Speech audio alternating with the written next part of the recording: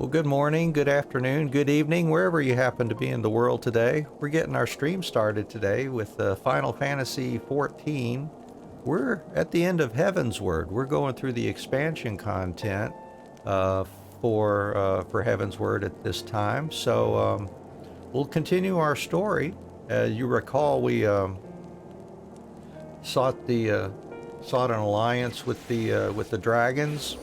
We spoke with them briefly. There was some trouble here in Ishgard last time too, and we're trying to figure out what's going on with that. Still searching for some of our missing scions as well.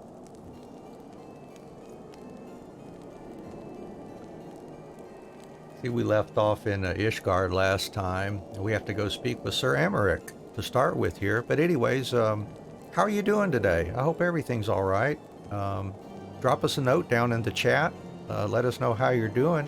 Or if you just got general comments, suggestions, tips, anything.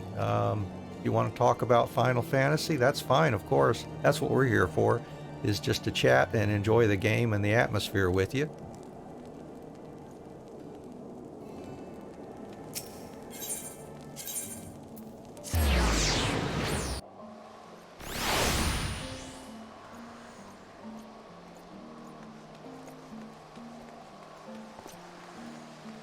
Hey, hey, hey, it's Firm Albert.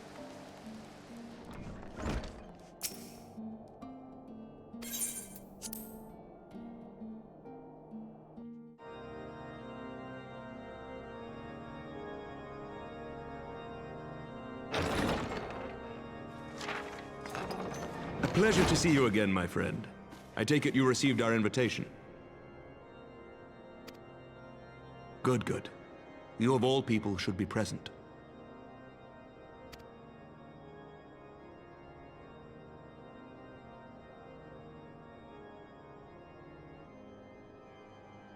When the true brothers of the faith seized control of the vault, I feared the worst. Yet in adversity were we blessed with the promise of peace between man and dragon through Vidofnir's timely rescue of an innocent child. Timely, I say, though miraculous or providential might better describe the event. The gods themselves could not have devised a more fitting symbol of hope. Needless to say, we could scarce let such an opportunity pass us by. Which is why I set about making formal arrangements for a peace conference between our peoples.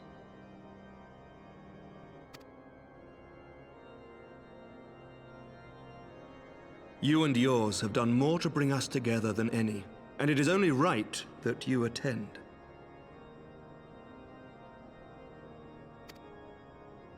But I confess that is not the only reason I would be glad to have you there. Given Nidhogg's implacable opposition to the peace, it is possible that he and his followers may attempt to disrupt proceedings, in which event your presence would be a comfort to all in attendance. Pray understand, I have no wish to invite the worm's ire. But if our fractured nation is to heal, if we are to move forward as a people united, then we must do whatever is necessary to bring about lasting change.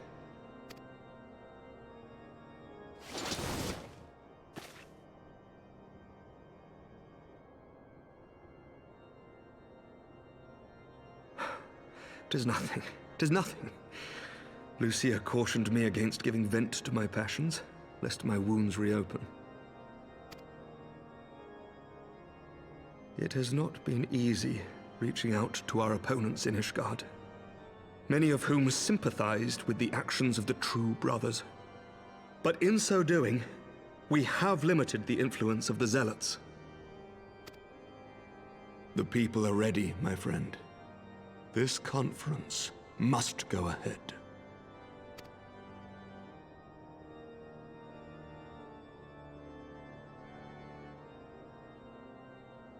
I knew you would understand. The conference will take place on the border of Ishgardian and Dravanian territory in Falcon's Nest.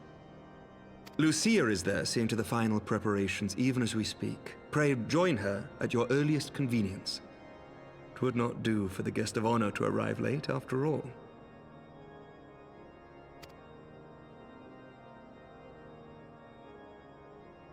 Oh, and one more thing. A drink. We should make time for one. Once the conference is concluded, I mean. By my reckoning, 'tis long overdue.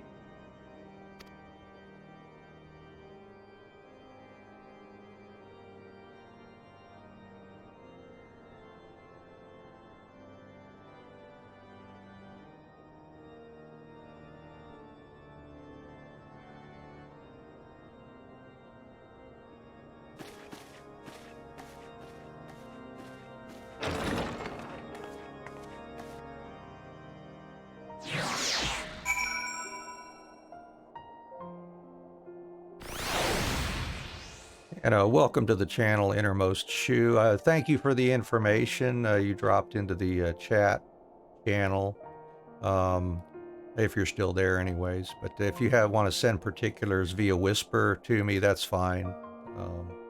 We'll investigate that perhaps later on. In the meantime, just enjoy the stream. Appreciate you. Let's see, speak with Lucia over in Falcon's Nest next, it looks like.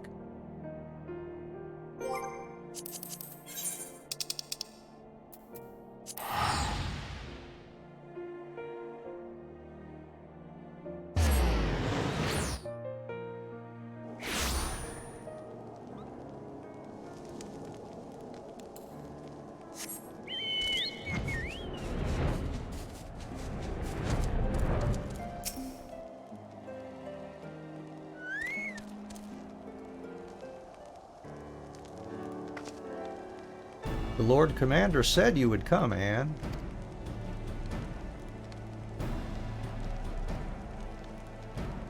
As you can see, preparations for the conference are proceeding apace. Mark well the curtain above. It conceals a relief that will be unveiled during the conference. The masons labor day and night to see it finished on schedule.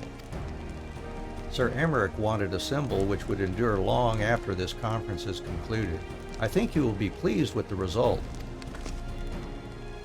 It was not my war, but I made it mine, and to see it draw closer to a resolution fills me with a strange hope. His faith is infectious, is it not? His certainty that we can be better than we are. Forgive me, I am rambling. You must be tired from your journey. Go, rest. I will not keep you. Oh.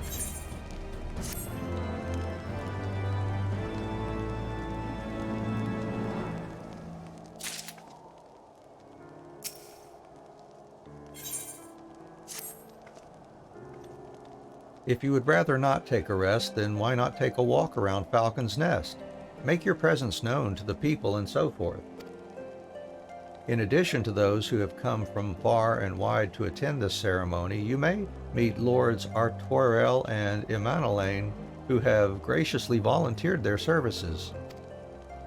They should be glad to see you. Now, if you would excuse me, I must needs return to my duties.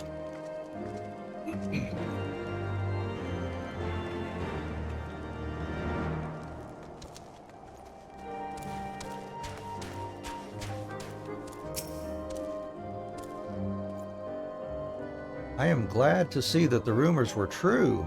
Well met, Mistress Adventurer, and fear not. I've no intention of begging your aid with this or that.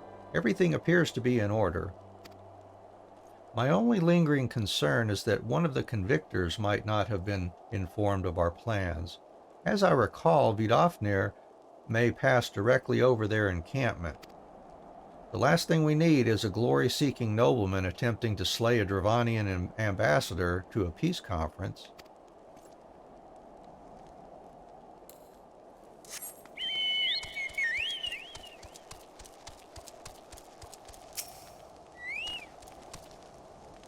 Do you know when everything's set to begin? I wasn't sure how many might come, so I thought it best to come early and find a spot with a great view. When I heard that Sir Emmerich was planning to make a speech, I knew I couldn't miss it. I mean, the man risked his own neck to rescue those hostages. How often do we get heroes like that in this day and age? And he's more than a fighter, too. He's a thinker, he is. He's got plans to better our lives, to change things. And he'll do it, by the Fury. Me and my friends and family, we all believe he can do it.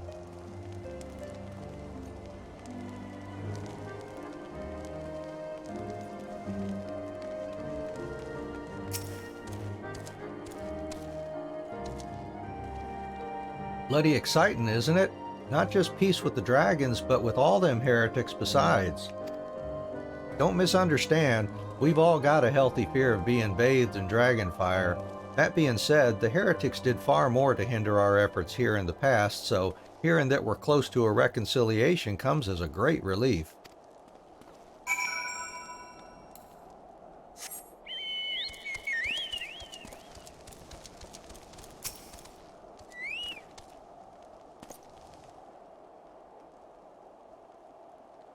How much has changed since we fought alongside each other in the vault. If you had told me that we would soon be hosting a peace conference, I would have thought you a naive fool. Yet here we are, preparing to make that fantasy a reality. Ha! And here I am, laboring to make it so.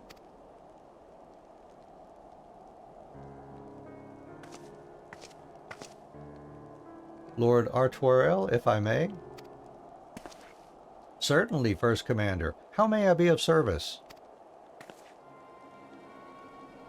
Some of the convictors are refusing to stand down. The majority are willing to do so, but a small party have instead pledged to engage any Dravanians bound for Falcon's Nest. Fury, take me! They would defy Sir Emmerich's commands? If they dare attack Vidofnir. It will not come to that, but to see that it does not, we must needs hasten to their encampment. They should be far more reluctant to oppose us were a lord of House Fortom present. I understand completely. Let us depart at once. But ere we do, I must ask, would you look after Emanelaine while I am away? As you know, he has ever been an impulsive, changeable child, but recently he seems to have been suffering from a bout of melancholy. I thought to lift his spirits by having him assist with guard duty, a simple but honorable charge, unlikely to expose him to danger given the presence of so many other knights. Alas, he has taken no interest, and I fear he may abandon his post in my absence. All I ask is that you keep an eye on him until I return, exhausting though that may be. Thank you, my friend. I promise we won't be long. Hey, Lily. How you doing today?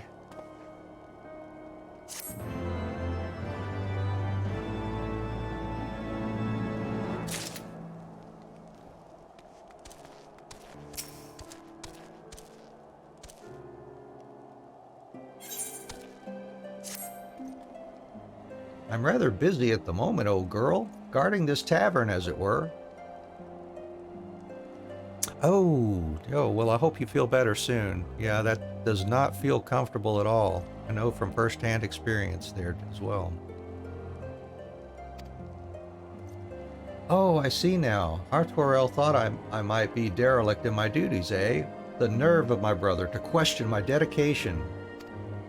But since you are here, mayhap I can put you to proper use. The wasteland beyond the walls must be kept safe for travelers, yet I have been forbidden from leaving Falcon's Nest. It wouldn't do for our esteemed guests to be devoured by wolves, oh no. Yet that is precisely what will happen if we do not cull the roaming packs. Your map, if I may. Right there. Those are the points our scouts marked for patrol. I'll leave it to you, old girl. Come, Honorwa. I must return to my rounds. Oh dear. Do be careful, my lady.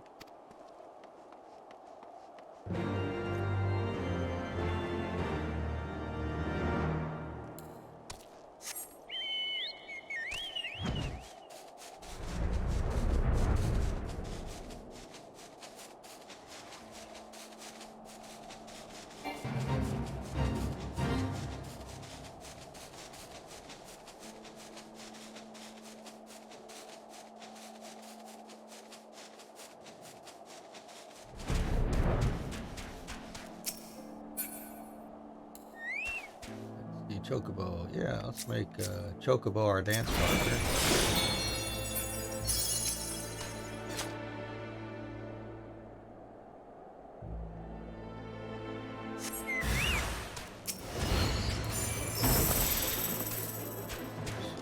Hit it. Thought I was hitting it. Pressing the wrong buttons there. There we go. Alright, whoops, I hit the ice sprite. That's just like it. Gotta wake up today.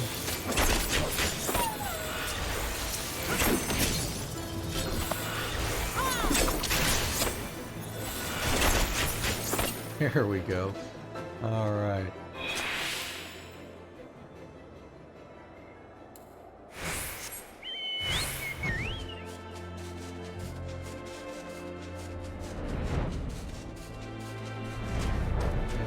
Same thing there, be careful.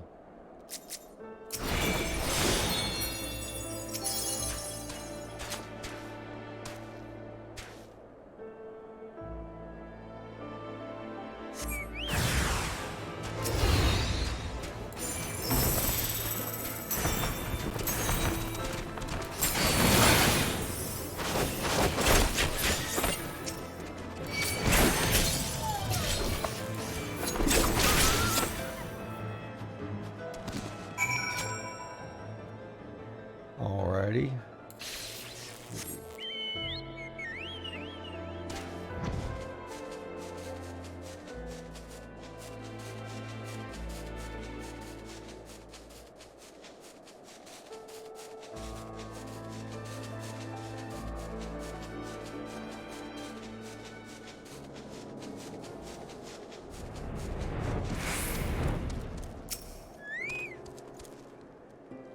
An adventurer, Wolfsbane. It pleases me to inform you that I have completed my rounds and that all is well in Falcon's Nest.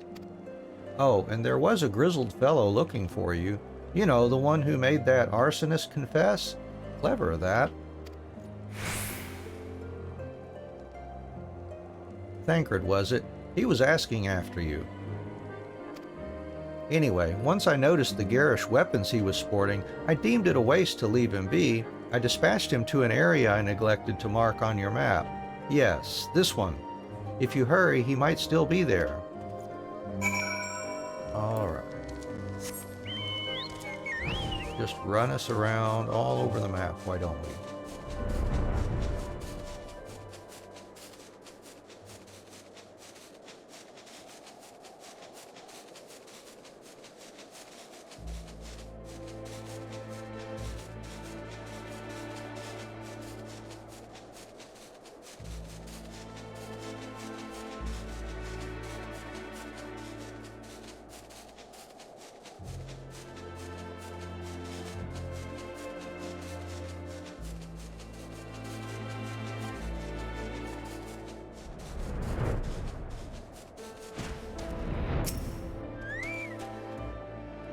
Fancy meeting you here, Anne. 'Twas fortunate I came when I did. These two would not have fared well against the wolves on their own. The young lord wasted no time taking advantage of you, did he? And me, I suppose. Let us return to Falcon's Nest then and see what other thrilling tasks he may have for us.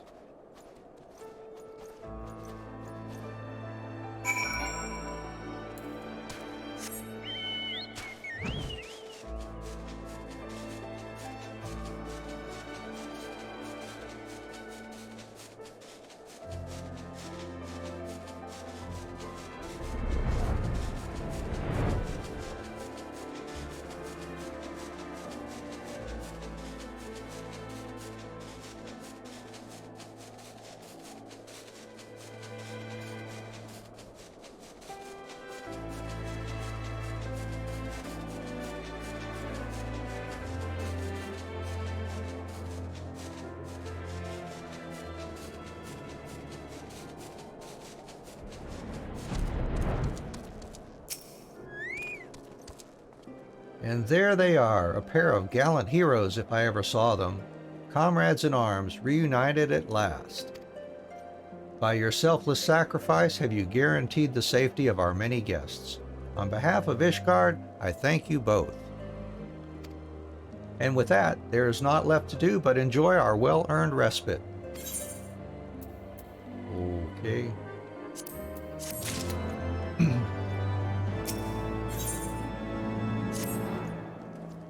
Oh, and this should of course go without saying, but let's keep those last few favors between us, yes? Our Torel wouldn't understand. Right then, the first floor of those barracks has been converted into a tavern for the duration of the conference. Why don't you go and have something to eat? For once, a suggestion with which I agree. Go on ahead, Anne. I will join you anon.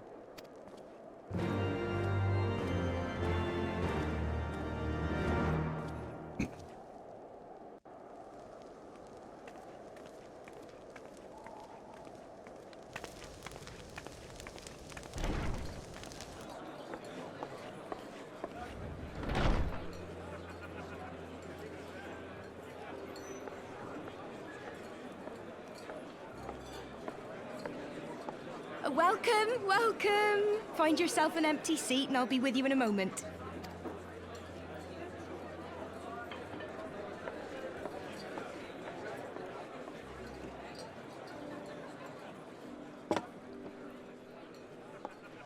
Cold out, isn't it? Here, a mug on the house. Let's get some colour back in them cheeks.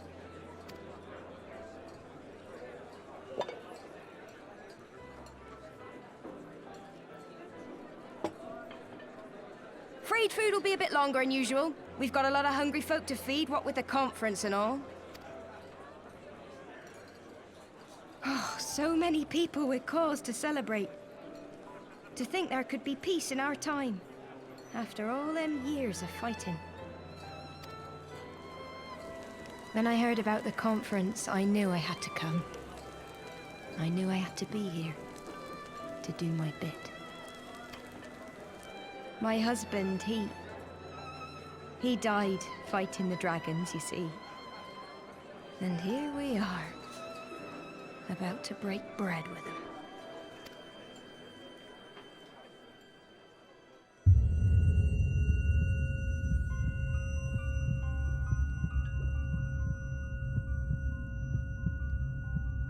You were right, my friend. You look tired.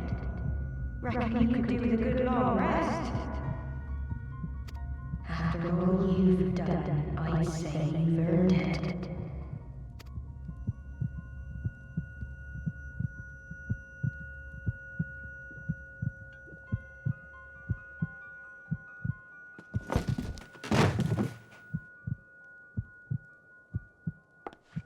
Sleep now. Sleep. Sleep and leave us to our affairs.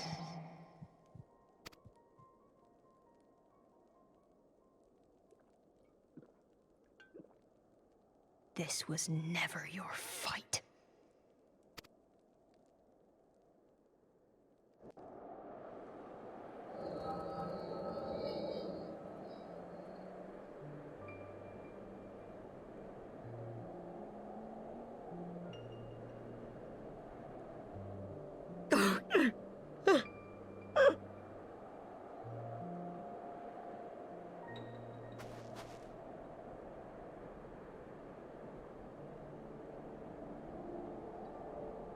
My son. They told me he walks in Hallone's halls. Him and the rest of his unit. They told me the same.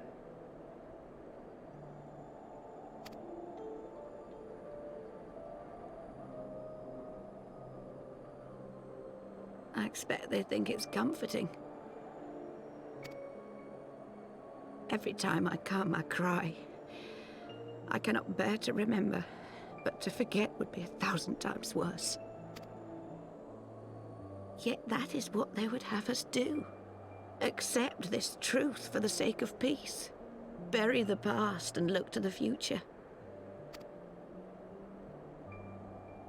But he was my future. My flesh and blood. My heart.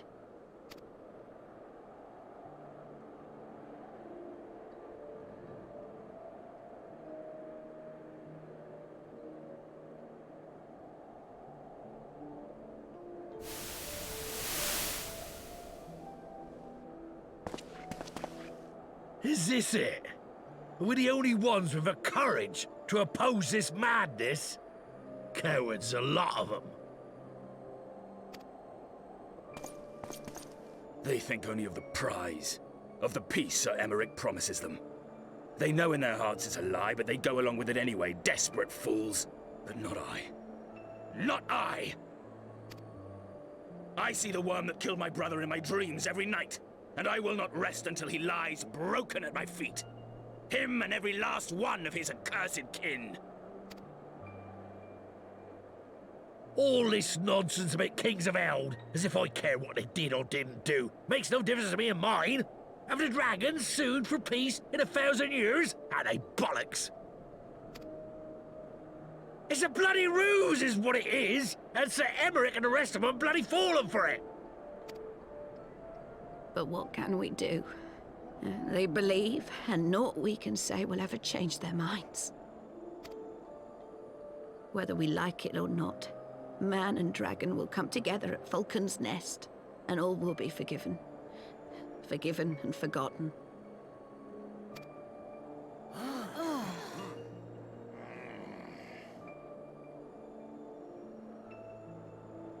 No.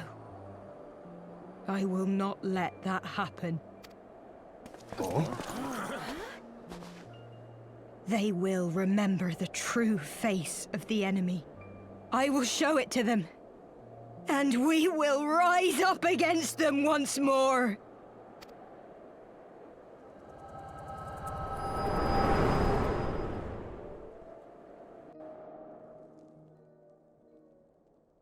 Hey! Hey! This is no time for napping.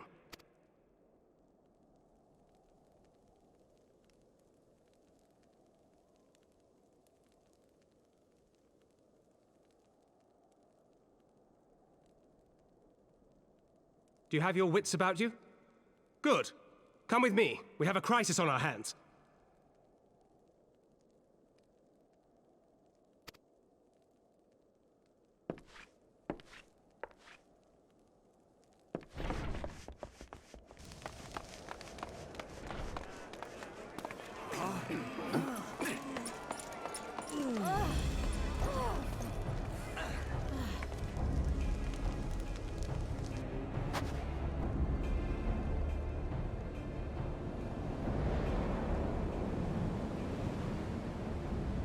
Hear me, brothers and sisters. Do not be fooled by the honeyed words of the Dravanians. The peace they promise is but a prelude to slaughter. Remember your husbands and wives never returned from war. Your children torn apart by fang and claw. All your loved ones shown no mercy. Does not your heart cry out for vengeance? Your blood boil at the injustice? Remember the face of your enemy, brothers and sisters. Remember it, and strike back!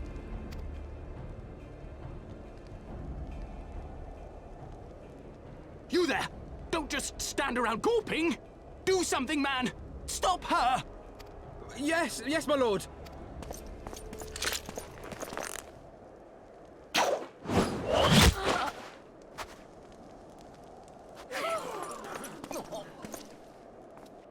Whoops. See here the true nature of the Highborn. With lies and deception they lead us to our doom.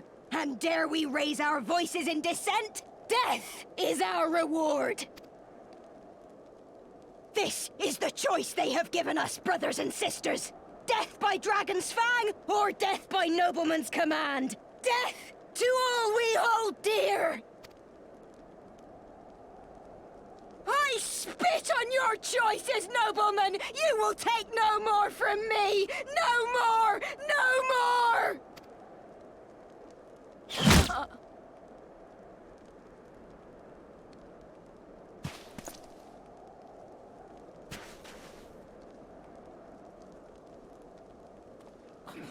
What have you done? I only did as you ordered, my lord.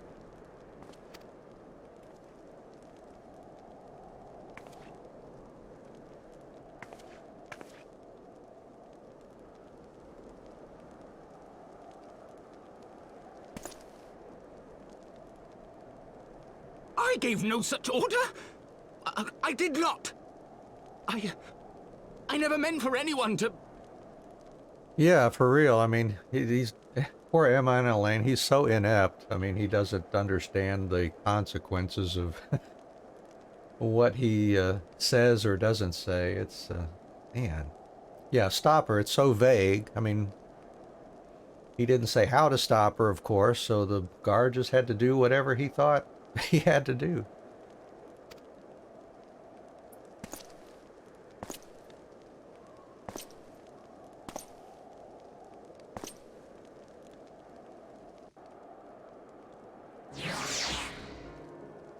Man, oh man.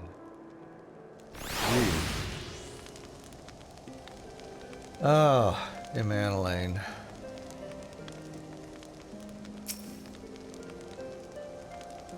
I dare say that could not have played out any worse, given that the First Commander and Lord Artorel are not here to take control of the situation.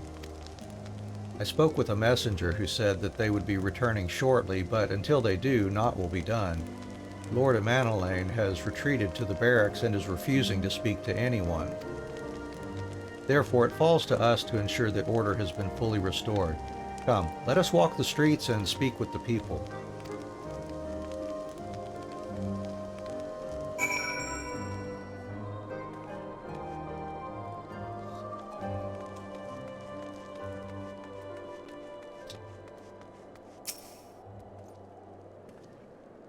My wife and I fell while fleeing with the others at first. The Chirurgeons tended to our bruises afterwards. Those mad fools have ruined everything. And for what?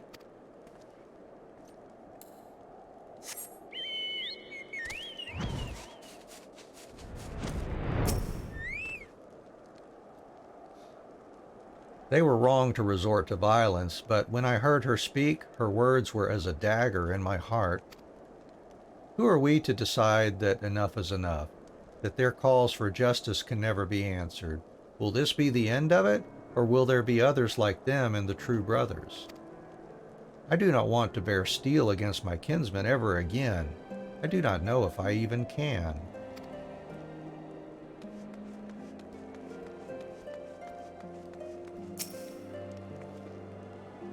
I'd heard the rumors that the young lord was a drunken fool. What imbecile thought it would be a good idea to let him have the run of Falcon's Nest? Well, I say him and Sir Emmerich take their bloody change and shove it up their arses. I'll not be taken in by that rot again.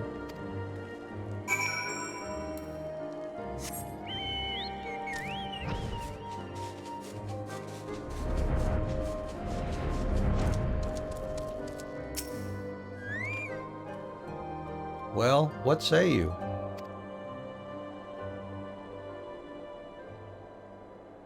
So, the violence is past, but the people are far from recovered. That is to be expected. For the moment, it appears that no innocents were harmed by the guards. The blame for all casualties can be placed squarely upon the protesters. Nevertheless, the people will not soon forget the image of a young lordling ordering the public execution of an unarmed protester, one whose words resonated with the hearts of many. After all, who among us has not lost loved ones?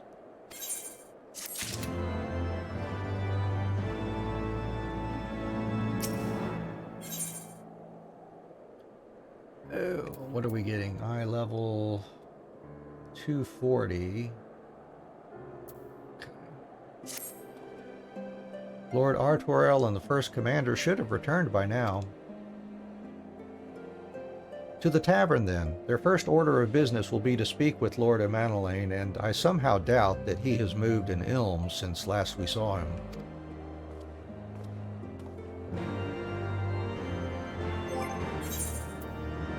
240? Yeah, 240 won't be one that we'll be able to use there.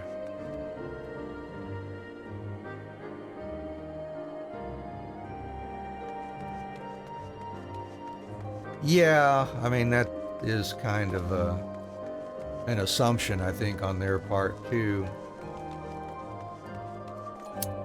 I mean, if she could get up there where she had a platform and talking to the people, surely the guards could have gotten up there and tried to at least restrain her or something, you know? If they really wanted to stop her without killing her anyway.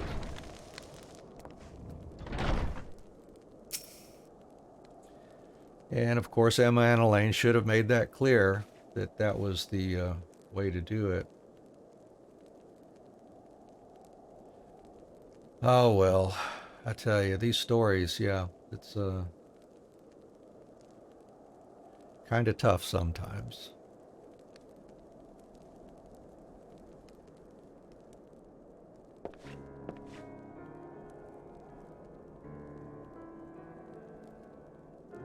My apologies, Anne. I bear full responsibility for this debacle. Now, see, that's a leader, you know, taking responsibility even though she wasn't there. Knowing that she should have, you know, foreseen possible, the way, especially knowing the way Amanelaine tends to behave, you know, there should have been other limits put in place there, I think. There will be time for that later. I, for one, am more concerned about picking up the pieces. What do we know? According to initial reports, the protest was orchestrated by the young woman whom Lord Amanelaine ordered shot. She and her conspirators infiltrated Falcon's Nest, posing as servants and guests. Several were taken alive, others resisted and were struck down. Still, others took their own lives. Our forces suffered casualties as well, but by the grace of the Fury, no civilians were seriously injured. Still more remarkably, the ringleader yet lives. For the time being, at least. The Kyrugians are doing what they can for her, but she may not live through the night. Given their impeccable timing, it is like that the convictors who drew us away from the hamlet were in league with the protesters. Accordingly, we have detained them for questioning. I'll be sworn that these villains spent as much effort plotting the failure of this peace conference as we did its success. Well, if the mood of the hamlet is any indication, theirs have been the more fruitful labors. In the wake of the protest, the people seemed disillusioned.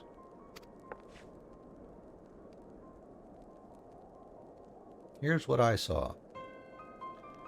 You spoke with them then. I see. Sir Emmerich placed his trust in me. It will be difficult to explain what has happened here. Remember how far we have come, First Commander. The people's faith may be shaken, but we convinced them before, and we will do so again. If we can but find a means to remind them, to show them once more the promise that change holds for all, then this tragedy too shall pass into the past. We must pray that you are right. Nevertheless, for the time being, I have no choice but to suspend the peace conference pending Sir Emmerich's final decision. Under the circumstances, I cannot leave Falcon's Nest.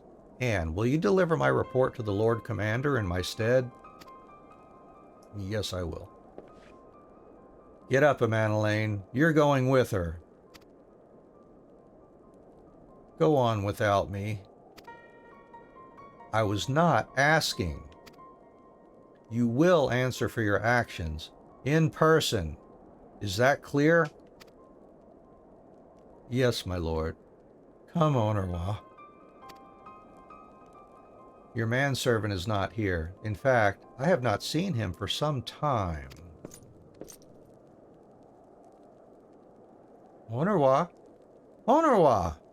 I could have sworn he was...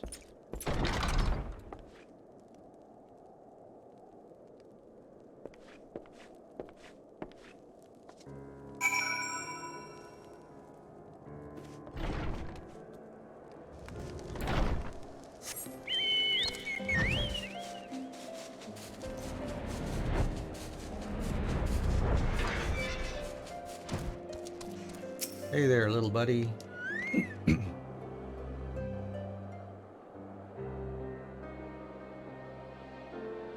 Onawa!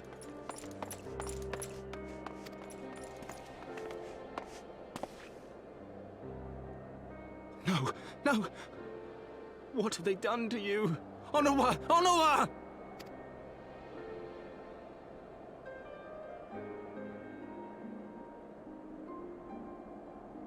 Is that you, my lord? You seem rather flustered. Because of you, you imbecile! What in the seven hells happened to you?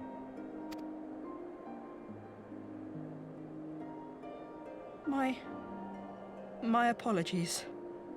Some few of the guests expressed a wish to leave, and I implored them to stay.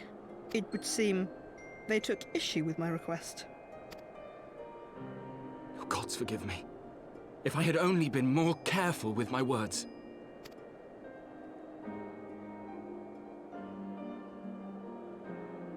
Do not blame yourself, my lord. I know that you and your brother have Ishgard's best interests at heart. That poor woman. She lives in the past, clinging to the memories of the lost. But the future holds so much promise, so much joy. And you know that better than any.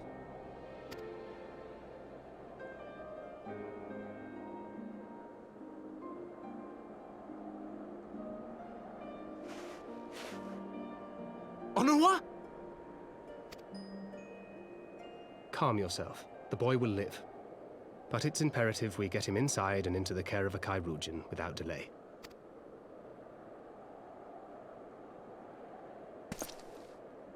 Oh, we were so close! Why does it all have to fall to pieces? Don't they want to live in peace? Don't they want to be happy? We all want the same thing! And still it falls to pieces!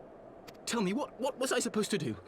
Someone, anyone, tell me, what was I supposed to do?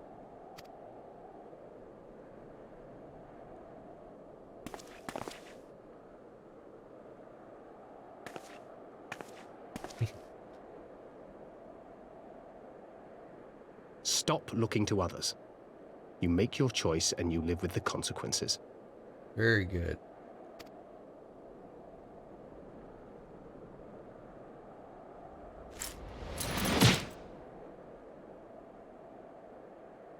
And what would you know about consequences? You who always know just what to say and just what to do. Your every deed is greeted with a round of applause.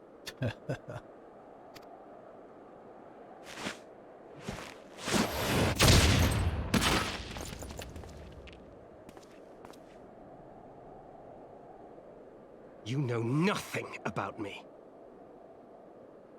I have fought tooth and nail for the people I hold dear. Done everything in my power to save them. And I have failed. Learn to live with it. I have.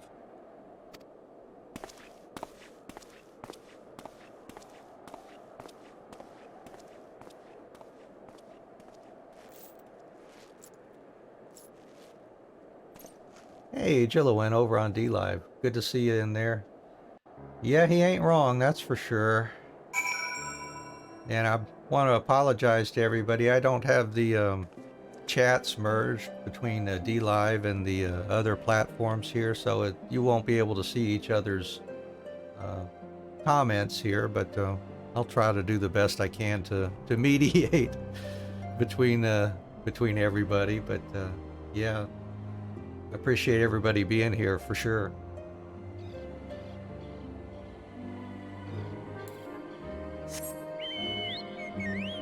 And I did some initial investigation into D-Live too, Jilliwen. I've got some ideas of things I'm going to try, and I'll be doing that when I'm not spending so much time playing and streaming here.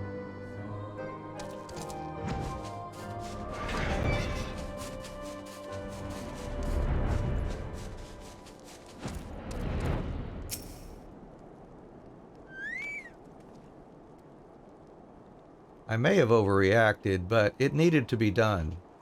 He was becoming hysterical.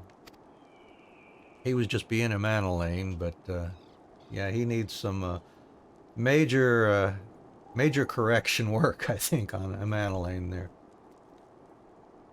I understand the desire to look for reasons, for excuses, to convince yourself you had no choice. But the past is the past, and there is naught to be gained from reliving your mistakes. I know this. I know this. But he...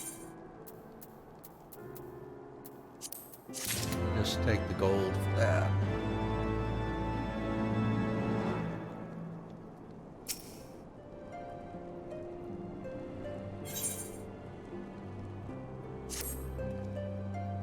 I have no desire to wait for the lordling to emerge from his puddle of self-pity. We have important matters to attend to in Ishgard.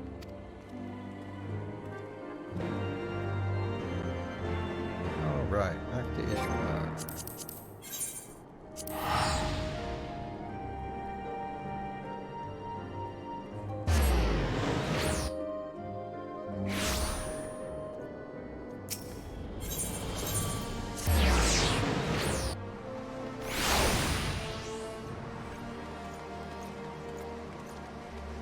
Hey, hey, hey! It's Firm Albert! Alright. I'll try not to say that every time I run past him. It just cracks me up, that name.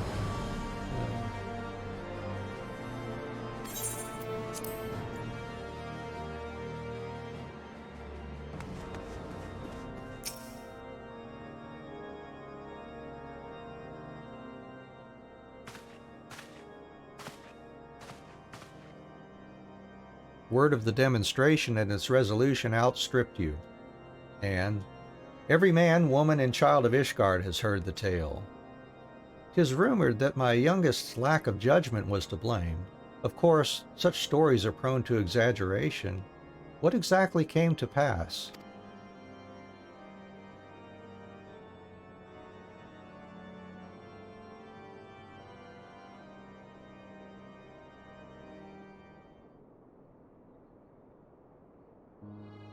I see. So that is the truth of it. Regardless of his intent, the result is undeniable. He has furthered the cause of these misguided few who cannot let go of the past. In an instant, the delicate peace we were poised to forge is once more beyond us. To dwell so deeply on the war and the vengeance it begets, only for that too to be taken away. Is it any wonder that they were left bereft?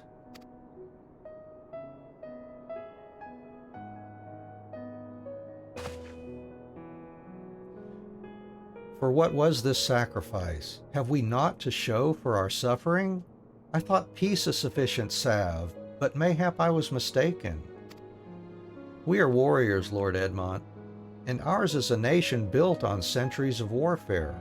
Right or wrong, this is who we are, and we deny it at our peril.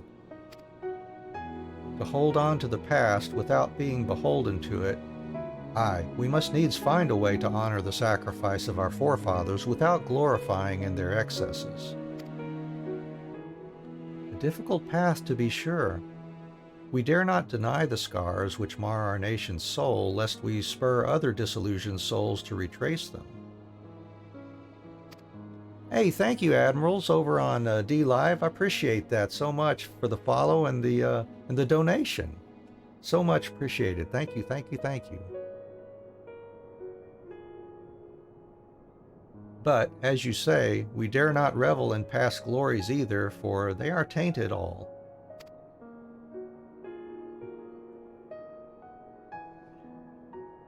A clear, unambiguous enemy, and an undeniably righteous cause. 'Tis a bitter reflection, but lies though they were, they did not long serve to unite us. Oh, really? Okay. All right, yeah. Yeah, older gamers unite, for sure.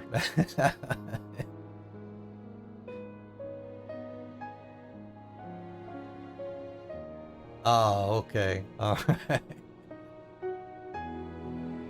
Yeah, we got a couple folks over on D Live here that they're helping out today. Appreciate the comments and talking with us there. A clear, unambiguous enemy and an undeniably righteous cause.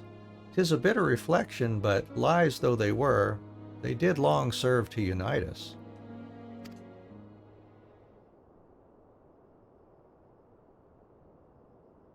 No truth will ever serve as well, I fear. Yet, we are not without options.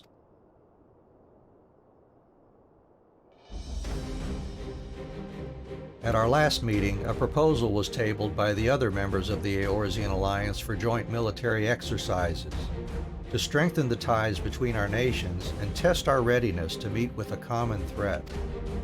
I had thought to delay these exercises until after the peace conference, but mayhap a grand melee would be just the thing to lift our beleaguered spirits. Better still, an occasion for the Temple Knights and the Watch to take the field as allies, a unified Ishgardian force filled with men and women from all walks of life, which would stand against a coalition of the allied nations' finest, hosted by Ishgard in the shadow of the Gates of Judgment. A victory under such circumstances would serve as a reaffirmation, nay, a declaration to all and sundry that we are as strong and united as ever. Such a victory would do much to fan the flames of patriotism, it is true, but if we should be defeated, though even to hold our own against the cream of three nations might be presented as a triumph. Very well, you may count on my support for what little it is worth. However, I have a request. I would have my son Emanelain take part in the grand melee. By his deeds has he brought shame upon Ishgard, and so by his deeds I would have him bring our nation honor. As you wish, my lord. If that is his desire, then it shall be so. Now then, we have no time to lose. Anne, would you be so kind as to deliver my instructions to Lucia? I shall write to the Alliance leaders at once and begin making arrangements for the grand melee. Should you chance to see my son, pray inform him of his duty. If he has not already returned, he will soon enough. Make every effort to avoid me. Okay. I will do that.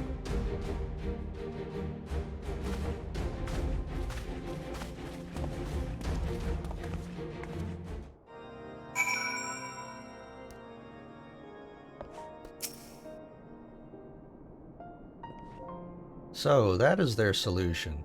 A grand melee to unite the people. And what part would they have you play in this affair, I wonder? You, whom they have taken into their confidence, upon whom they have come so heavily to rely. And will you oblige them when the proposition is made? Will you stand for Ishgard once more?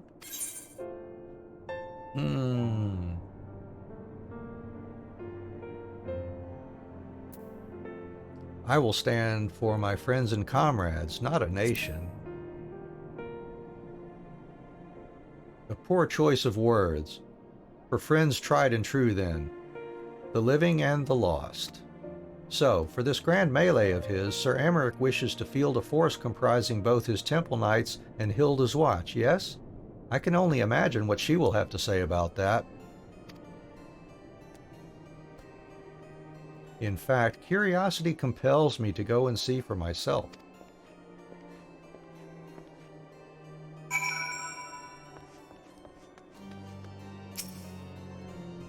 Well met, Anne. Have you spoken with Sir Emeric? Yes, I have, and here's what he said. I was aware of the Alliance's request, so Sir Emeric would turn these exercises into a spectacle for the masses. It is not that I doubt the efficacy of such a plan. Indeed, I know its effectiveness only too well, having witnessed it firsthand. Nevertheless, he has not once given me reason to doubt his intentions, and these are desperate times indeed. I will select knights for the event forthwith. As for the Watch, Did he now? How considerate of Master Thancred to seek out our young watch commander of his own volition. Alas, he acted prematurely. Pray, deliver this list of watch candidates to Hilda. I would have her best men, not her most dispensable. Aha, that's good forethought there on Lucia's part. Alright, let's go check in with Hilda. Quick skip to the room here.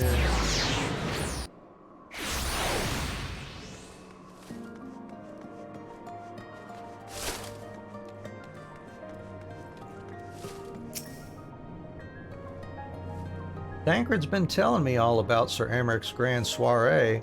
Seems we're expected to join in.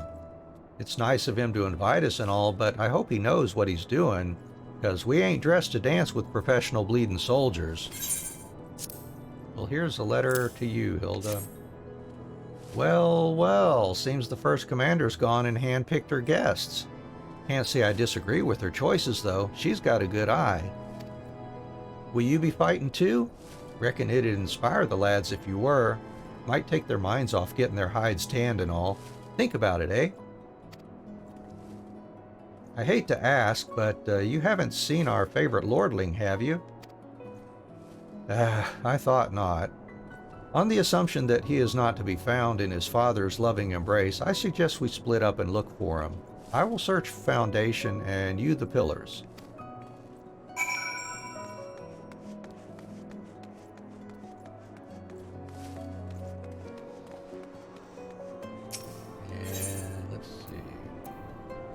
There, over by the jeweled crozier. Same spot he was last time.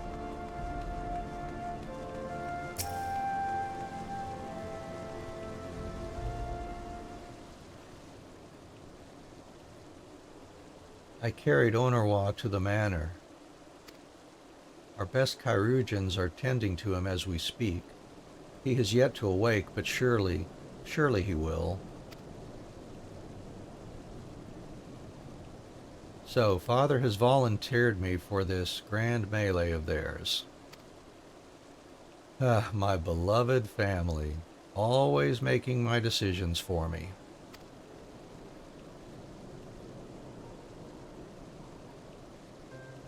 No, it's not like that. It's just, oh, you wouldn't understand. How could you? You are free to be the woman you want to be, whereas I am a son of House Fortam, don't you see? My future was determined before I was born. What I could and could not do. Right or wrong, that was the way of it, until the old order began to crumble. Now we wander amidst the rubble, searching for a purpose, for a place. All around me, brave men and women rise to the occasion. With faith and conviction, they dedicate themselves to their causes. But not I. I was terrified of making the wrong choice, which is why I let better men make them for me. Do this, do that, take this duty, guard this conference. I suppose I had convinced myself I was above it, until your friend showed me otherwise. When I saw Onorwa, I wanted to scream. I wanted someone to blame, but in the end, there was only me. Only me. So, you see, I cannot meekly bow my head and accept Father's command. Such cowardice is what brought me to this point. I will go to Sir Amaric and I will make my own decision.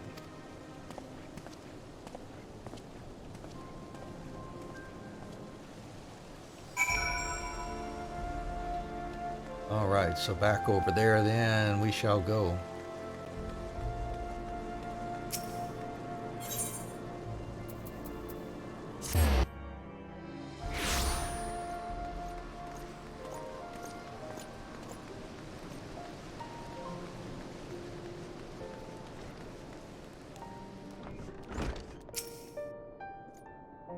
The Lord Commander is not to be disturbed. May I ask what matter demands his personal attention?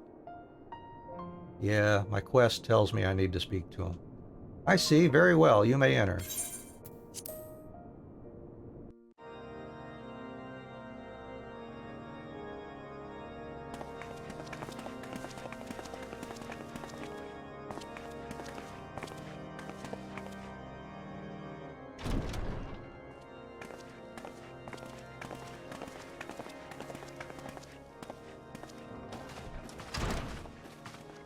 Lord Commander, if I may, I wish to speak with you before the Grand Melee.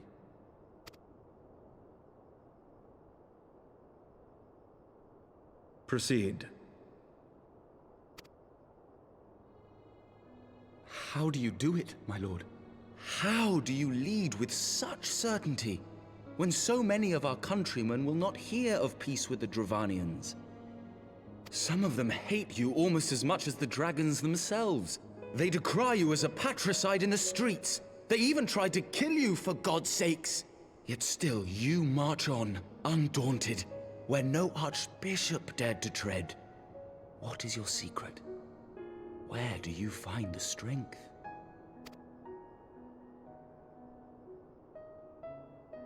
For centuries, our nation has been punished for the sins of our forefathers. If our punishment is to end, I believe we must right the wrongs of antiquity and move forward as a nation united. Needless to say, my father did not share this opinion. He did not believe the people strong enough to bring about their own deliverance, trusting only in himself. Tyranny seemed to him the only solution. But I have faith in the people, Lord Amanalain. I have faith that they will weather this storm and overcome every trial we set before them. Many have fought and died to see this blight upon our nation's history cleansed, and I would not let their sacrifices be in vain.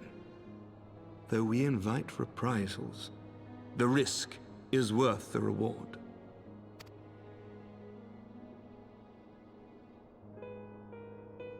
I want to believe. I do.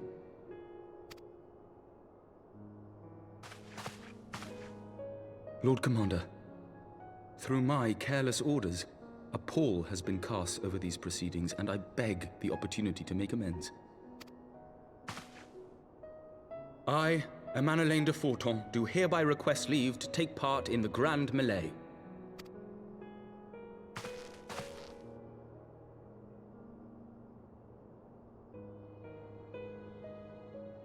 Who am I to deny such a heartfelt plea?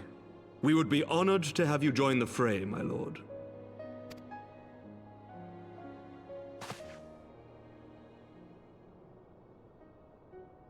You will take charge of the Ishgardian forces. For all my other responsibilities, I am still Lord Commander of the Temple Knights, and I would not soon yield this duty to another. The esteemed Sir Emeric leading the Temple Knights and the Watch into battle along with my youngest. I could wish for no more.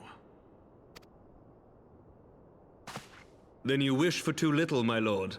There is another who might yet join the fray. An indispensable ally to whom we owe much and more.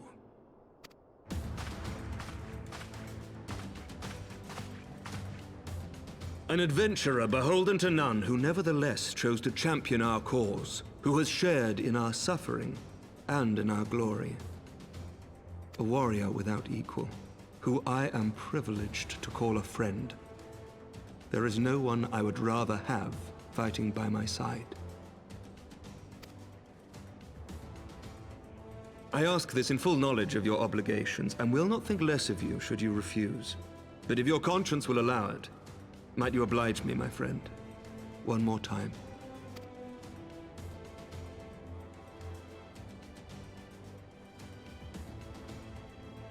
Well, if you say so, I guess so.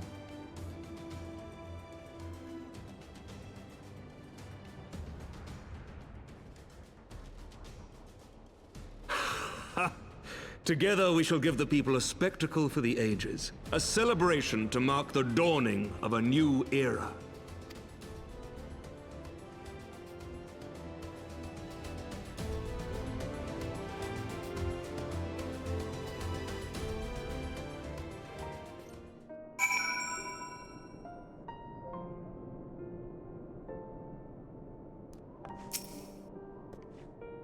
Gods help me, I think it might be love.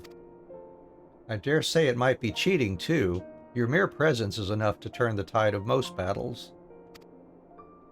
And did you see the way his eyes lit up when you nodded? It was a look of boundless relief and joy. One would think a politician more practiced at concealing his emotion. Still, his honesty does him credit. For a moment, I was fair inspired to pledge myself to the cause, but that would be improper. This is their fight, and yours, but not mine.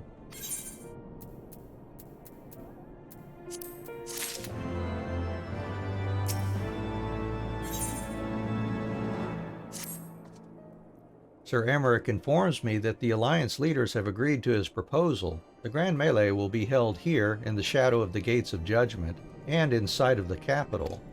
An announcement has been made and Allied forces are currently en route. The eyes of Ishgard are upon us, Anne. We must not fail. A rare opportunity to see you pit yourself against Allied forces, outside of Cartano, perhaps.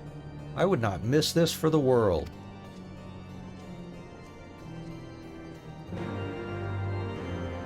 Alright, speak with the Manolane outside.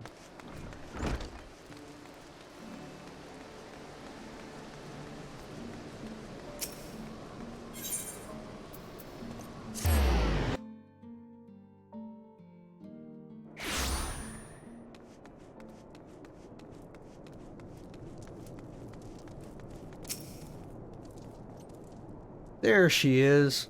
I say, when you didn't appear, I began to question... nothing. Never mind. To think that we are mere moments away from facing the cream of Eorzea's soldiery in battle, that I am mere... But what if... Oh, what am I saying? I have to stop imagining the worst. I must think of the victory, of the glory, of the stories I will tell Ornowa when he awakes. Oh, here we go. I am ready, old girl. Are you?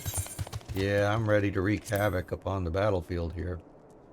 By the Fury, how could I forget? Father bid me present this to you. I know it is sudden, but we believe the men would find it inspiring if you bore the colors of House Fortam into battle. Pray do us this honor. And we're going to get glamored while we fight this.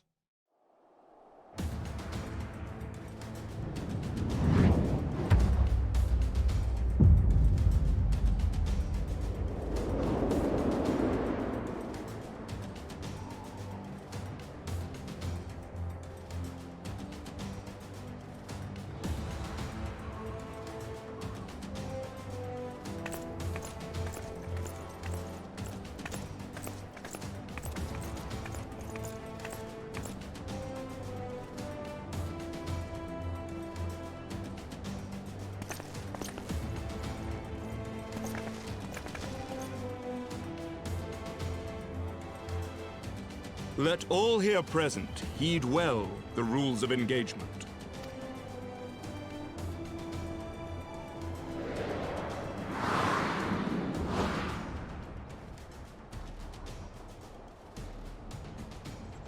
Alright, we're going to be pitted against the Alliance.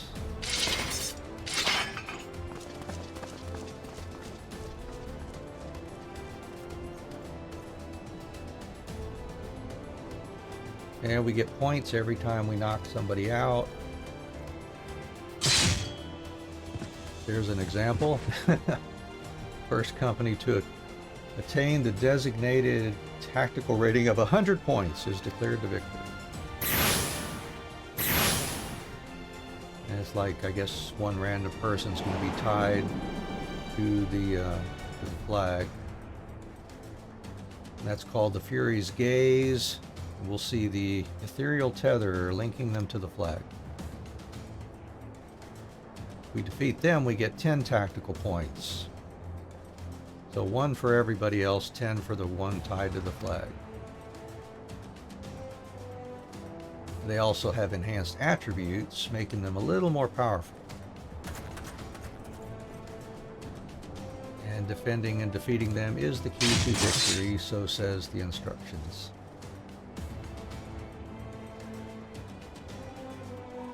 For the honor and the glory of Ishgard. Hey, Tanro, thank you so much for the donation over there on D-Live. Certainly appreciate that. I hope you're doing okay today, or afternoon, evening, wherever you happen to be in the world.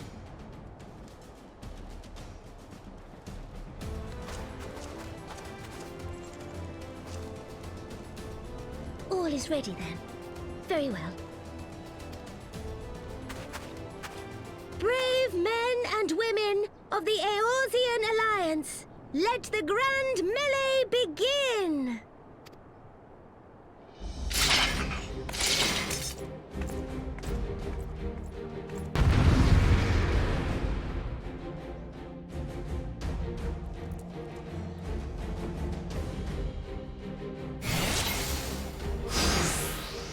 Right, let's get into the midst of things here and... Alright, everybody.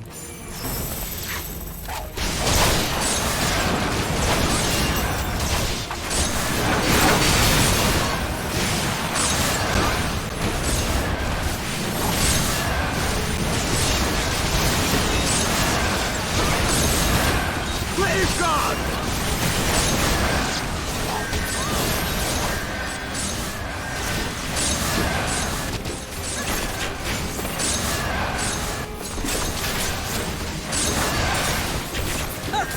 Is that all you've got?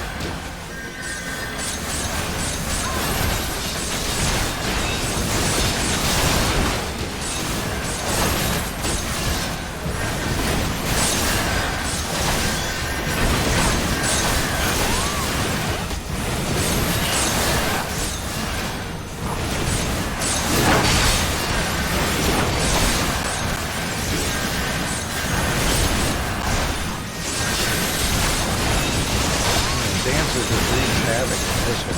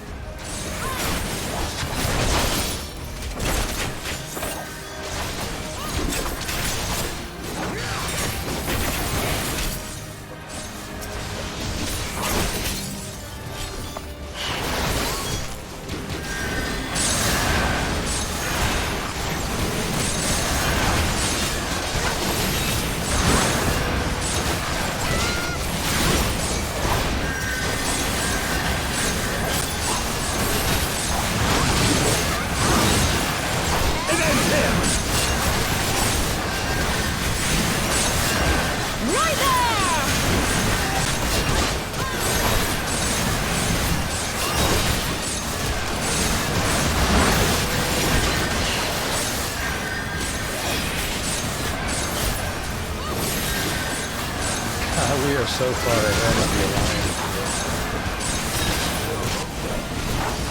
Oh, it's on me now. Okay, well here we go.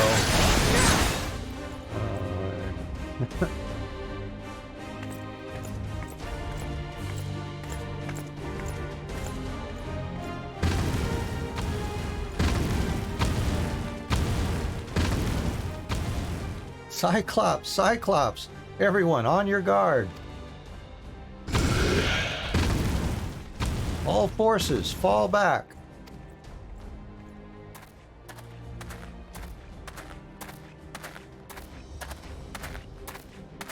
All right, Thancred, go do your thing.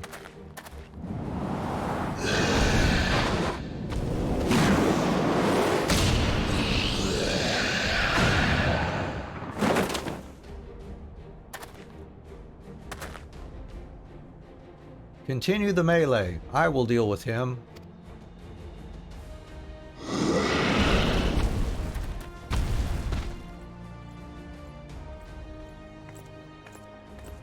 Huh, daft sod. You heard the man. Back to it.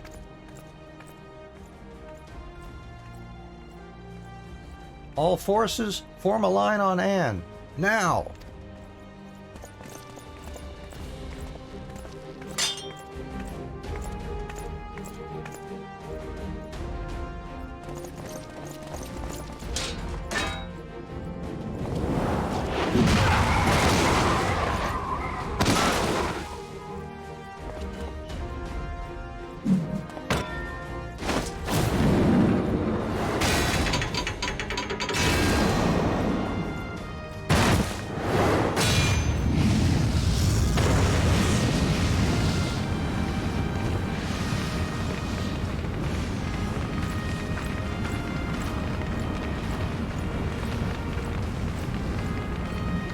Lieutenant, I will not lie, I was hoping it would come to this. So then, shall we dance? Damn it all.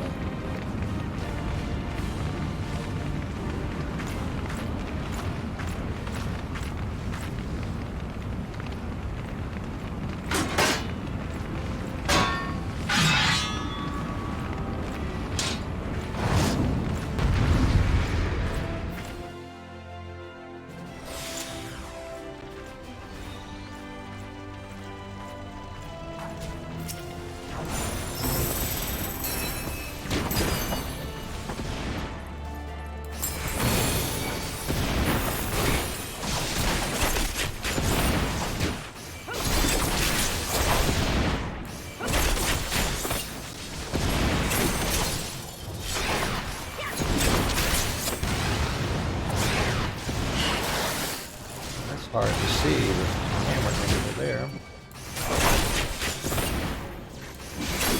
Have to watch that.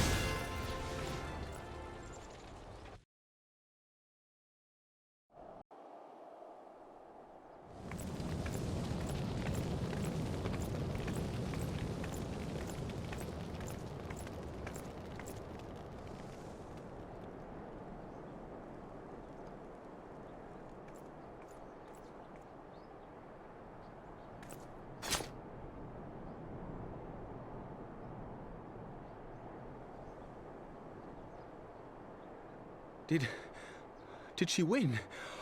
Then we...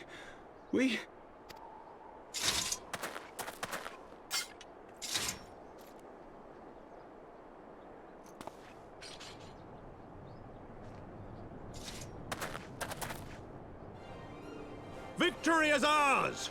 Ishgard! Ishgard!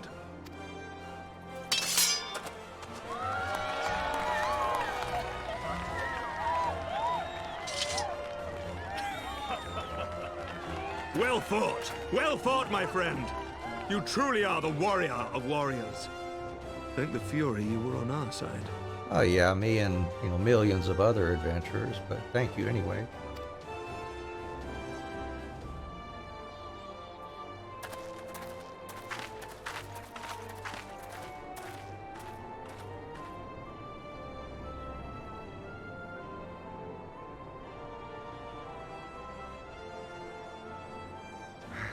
Oh, my lungs are burning, and I can barely stand. I didn't think I could do it, but then I did. We did. We faced the Alliance's best, and together, with one heart, with one purpose, we prevailed. After 1,000 years of hardship, of strife and bloodshed, we are strong enough to rise to any challenge, be it on the battlefield or beyond. The future holds so much promise, so much joy. We need only show them the way.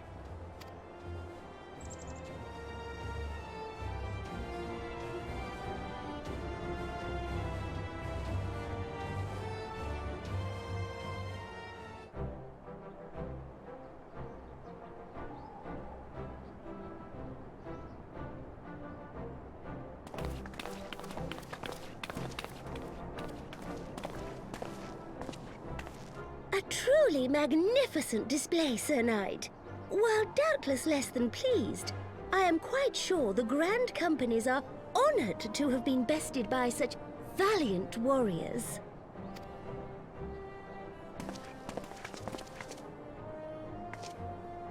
The honor was ours, Your Grace. I am pleased to see that Ishgard's proud martial tradition is being upheld. When the time comes, I trust you will fight alongside your brothers and sisters in the Eorzean Alliance with the same fervor you displayed in opposing them.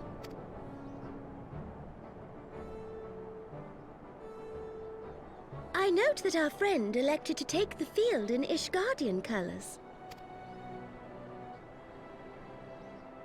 At my behest, Your Grace. If we have given offense, the blame lies with me. Fear not, Sir Knight. It was a surprise, nothing more. And any hint of ill feeling was thoroughly dispelled by the spectacle of our mutual friend's duel with General Raubarn.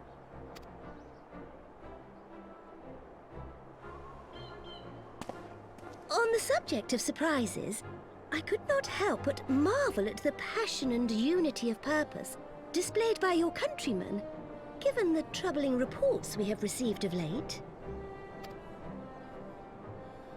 I shall take that as a compliment, Your Grace. The events to which you allude are the price of change. The end of the Dragonsong War marks the beginning of a new era for our nation, and for the people, high and lowborn alike, who will lead her into the future. Ah, yes. The people. Change is indeed a perilous thing, for we who seek it, and they who fear it. I shall pray for Ishgard, and for you.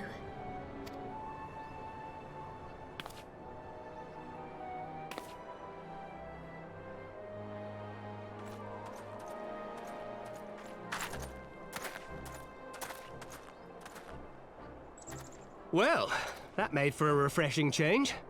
Congratulations on your victory, by the way.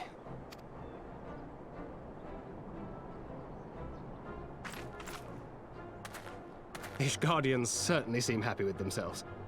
I, for my part, am merely glad you did not strain anything in the process of single-handedly winning the battle for them. Uh-oh.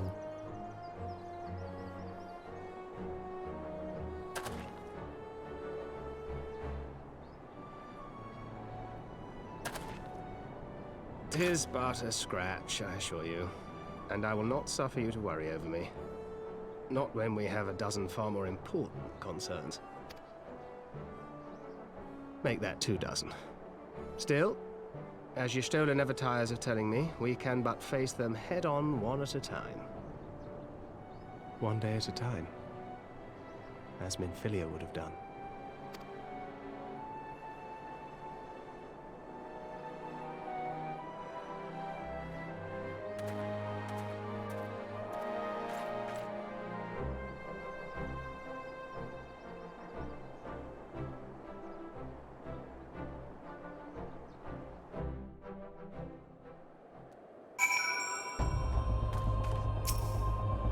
Alright, Ralban, I felt bad picking on a one-armed man, but, you know, it's kind of what they made me do, so sorry about that. Thal's balls, I had forgotten what it was like to feel so alive. Not since leaving the Blood Sands have I had the privilege, not since the Bull of Alamigo hung up his swords. Back then, the outcome might have been different, but I do not begrudge you your victory. I know how far you have come, how much you have endured. Our fight only confirmed it. We shall have to do this again one day, when time allows. I shall look forward to it. Now go. Go to the Ishgardians and celebrate your victory. You have earned it. Come, Pippin. Her Grace is expecting us. Lead on, Father.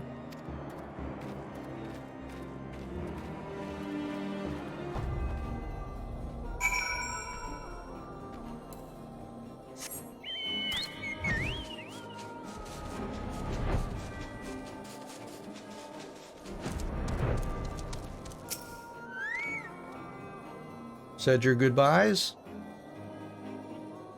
In all the years I have known Ralban, I cannot recall ever seeing him look so happy in defeat. Well, everything seems to be falling into place, does it not? The Ishgardians have claimed their symbolic victory, and the Eorzean alliance has been strengthened in the process. Be proud, Anne. You made this happen.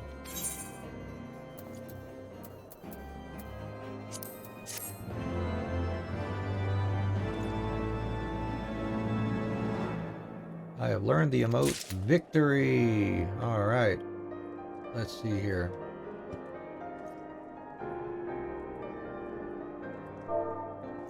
Victory.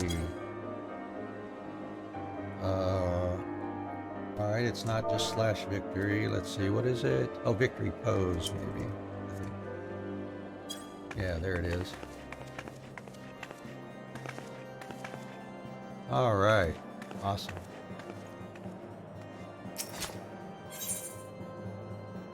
For those we can yet save. We have done it. Nay, you have done it. You have brought us the victory we so desperately needed. There is naught left but to return to the capital. Come, let us see what reception awaits us.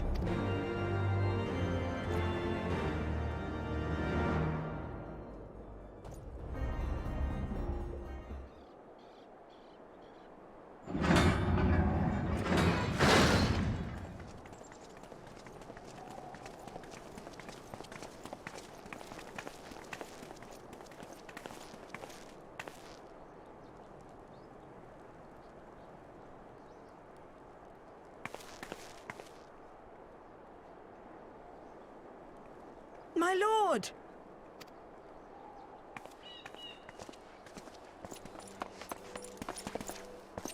Honorwa, my boy. Shouldn't you be in bed? Thank you for your concern, my lord. But I have largely recovered from my ordeal, and I have naught but several scars to show for it, which I have been told some women may find appealing. I see. And to think I was worried sick over you. I'm not sure I understand, my lord. Well, let's put that theory to the proof, shall we? My lord? 'Twould seem that a great many things have occurred in my absence. I thought I might begin to make amends by welcoming you in person. The messengers spared not their chocobos to bring us word of your victory in the grand melee. I cannot well describe our elation when we heard the news. It called to mind the day we rejoined the Eorzean alliance, when I glimpsed hope rekindled in the eyes of the people. The Fury herself ushers us into a new era. Sir Emmerich, the time is now. Aye, that it is. Reconvene the conference and summon Vidofnir to Falcon's Nest. We will make peace with Hraesvelga's brood and hasten this bloody war to its end. Yes, Lord Commander. I will send word to Artoirel and bid him resume preparations. Emanuele, you will place yourself at your brother's disposal. He will be glad of your assistance.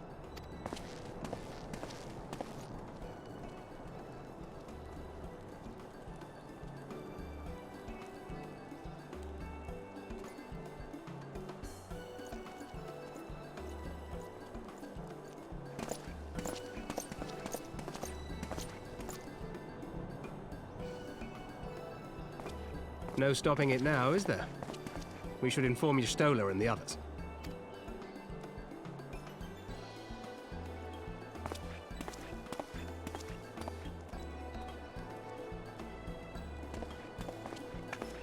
My dear friend, I doubt I will ever be able to thank you enough. But when the conference is successfully concluded, I damn well mean to try.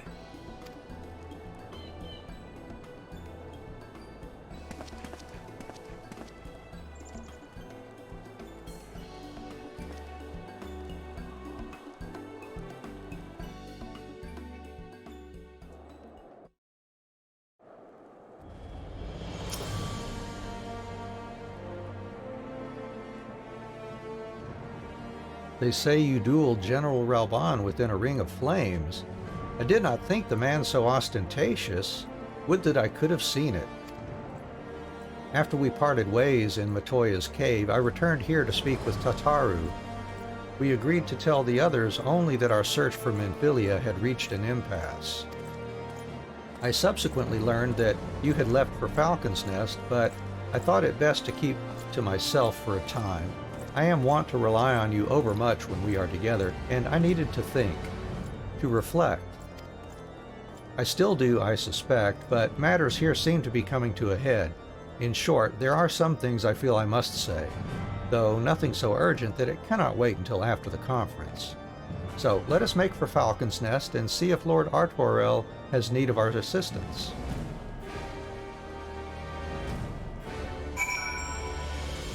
And if you just recently joined us here on our stream, welcome, welcome. I hope you're having a good morning, afternoon, evening, wherever you happen to be today. Let us know down in the chat, how's it going with you? If you have general comments or suggestions, by all means, drop them there too. Of course, if you just prefer to sit and lurk and enjoy the atmosphere and the game with us, happy to have you do that as well. Thank you for coming. Let's head on over to Falcon's Nest.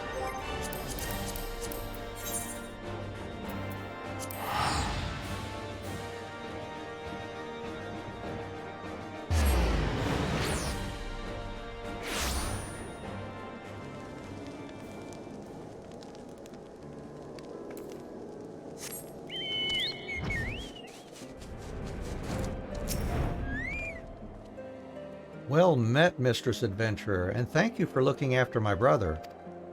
They say he fought bravely, that he did not dishonor his house. But you, my lady, to you we owe everything.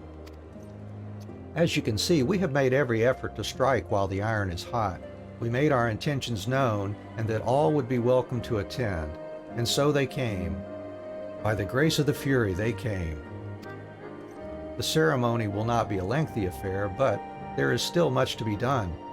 I would speak with you more, but I must see to my duties. As for you and Master Alphino, you will do naught but enjoy yourselves. Is that clear? If any dare beg your assistance again, I will have words.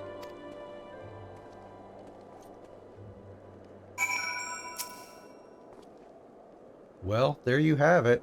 We have been forbidden from meddling. Shall we wait, or have you other matters to attend to before the ceremony begins? I think we'll wait with you and let this start. Excellent. I only hope Thancred and the others will not be late. Epical events do not come around very often.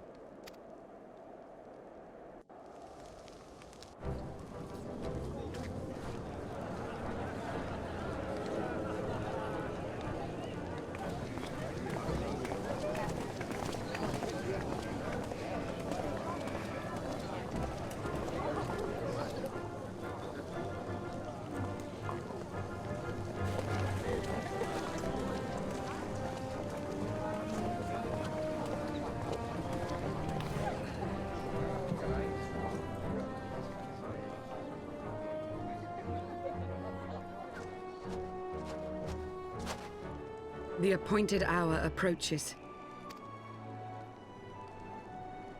Aye.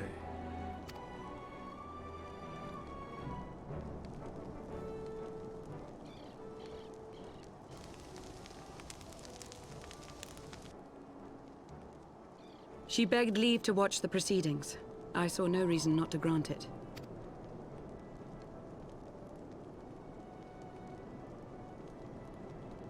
Should I choose to deviate from my prepared remarks, I ask that you trust in my judgment. Have I ever done otherwise?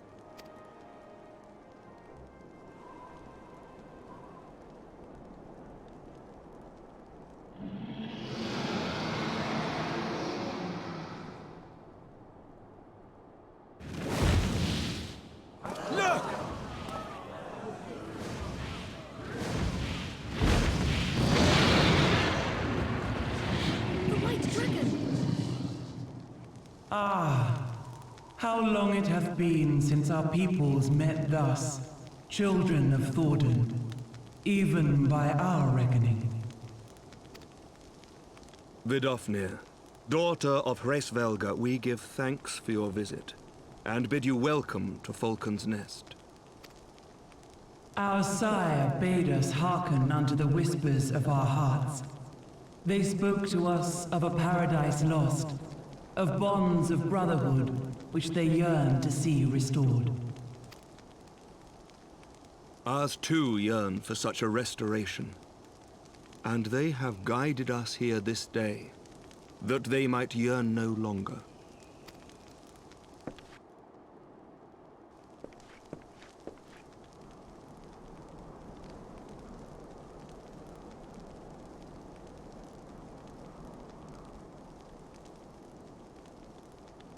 Brothers and sisters, ye who stand as witness, hearken to me. Since the days of Eld, when the bonds betwixt man and dragon were sundered by our hand, our peoples have known only war. Bloodshed without end, losses beyond counting, and still we fought. And still we fought.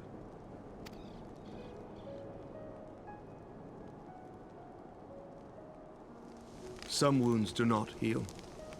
The dead cannot be returned to us. But we, the living, can yet choose another course. Here and now, we can lay down this burden, this hatred, this vengeance. Our forebears fought not so that we could die, but that we might live. So let us honor their sacrifice and spare our children this death sentence. Let us gift them a new legacy. Life.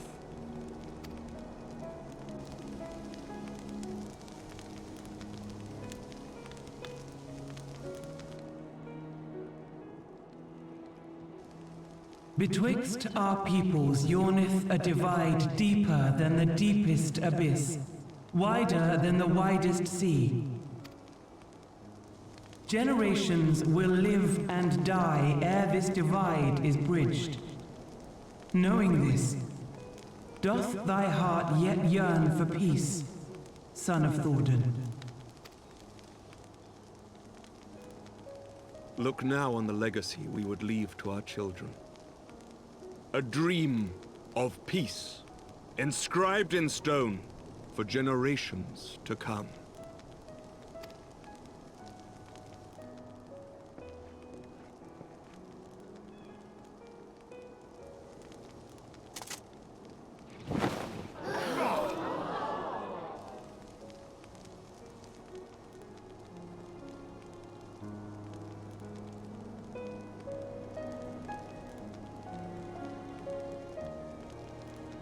Father and his beloved, as they were so long ago, happy and at peace. The dream they shared shall be ours once more.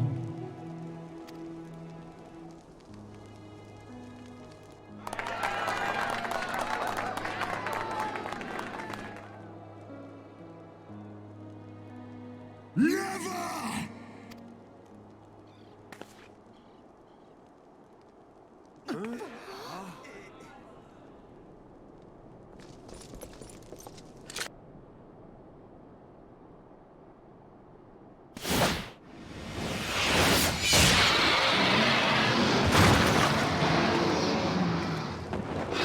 Your bow!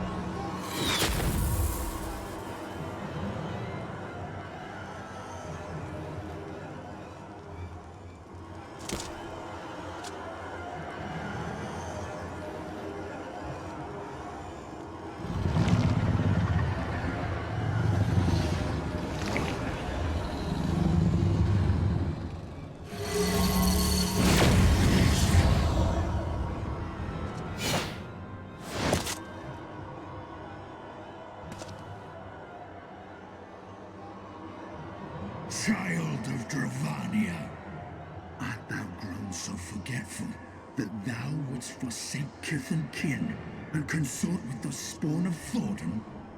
That thou wouldst dare contemplate peace? Hearken unto me, all of you! The final chorus is nigh, and all will be held to account. All will bathe in the flames of retribution. Till the coming of that day, look you on your sins and despair, for none shall escape my wrath. None shall escape my revenge! 7 hells.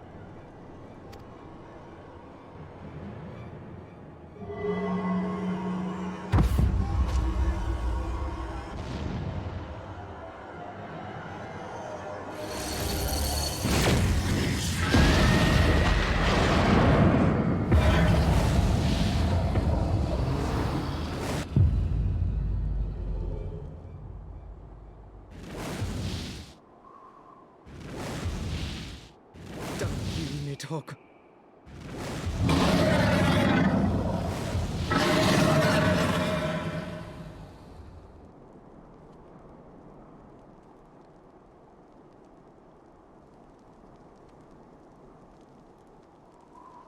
Hells, take that worm! While he lives, we'll never know peace. Aye! There'll be no end to this war till Nidhogg is dead and gone! So let's kill the bastard and be done with it. Death to Nidhogg! Death to Nidhogg! Death to Nidhogg! Death to Nidhogg! Death to Nidhogg! Death to Nidhogg! Nidhogg! Death to Nidhogg! Nidhogg! Death to Nidhogg! Nidhogg! Death to Nidhogg!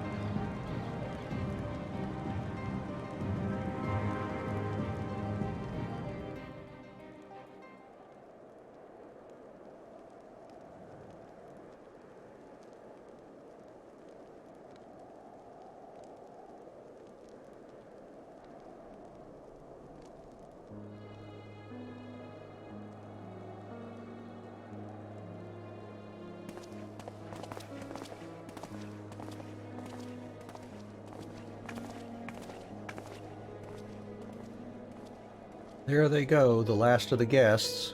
Having come hither with hope in their hearts, they depart with hatred and bloodlust.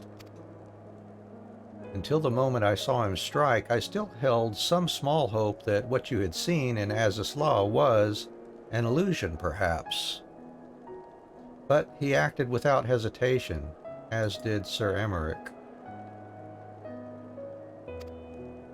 For mercy, Vidofnir's wound was not mortal, or so Lucia tells me. The dragon was spirited away to Annex Trine to receive care from her brethren. We can but hope her recovery is swift. But such was surely Nidhogg's intent, to deliver a proclamation not only to the children of Thordan, but to his kindred. War is coming, and ye who do not stand with us stand apart. She was an example, a message to her brood, another instrument of his vengeance, like Astinian.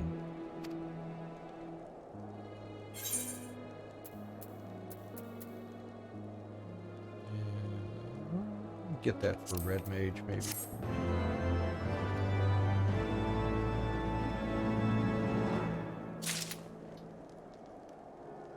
Let's see what the weapon looks like here. Try it on. Let's see, sheath and draw it.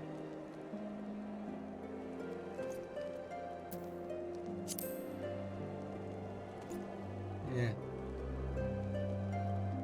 Sort of interesting, I guess.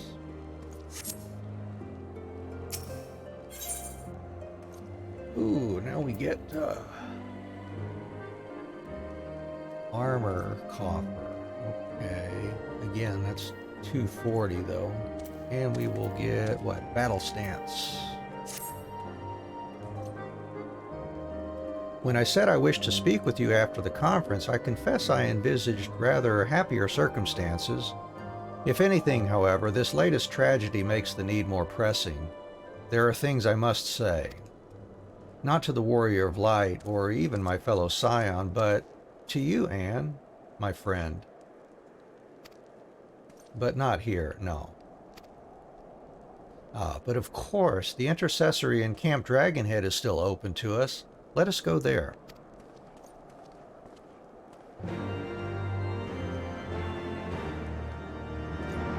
And I'm going to take a brief intermission here, just a minute or two, and I will be right back. So thank you for your patience. I will return.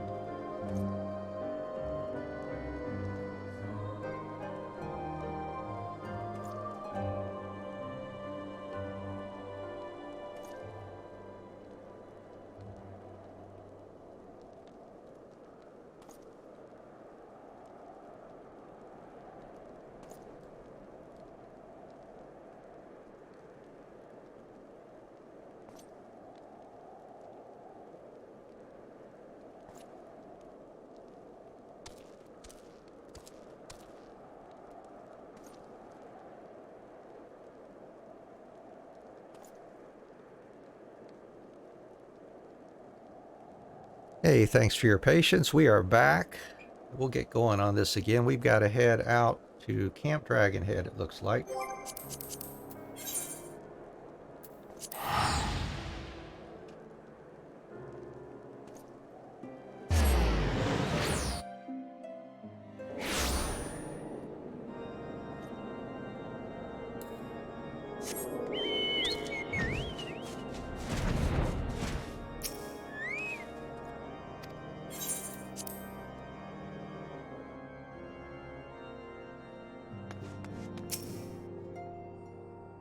Waiting, waiting, waiting, and more waiting.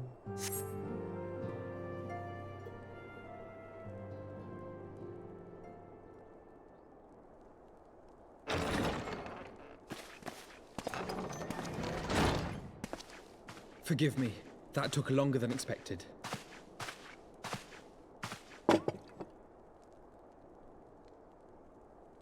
You seem puzzled. Oh, these. I thought something warming might not go amiss.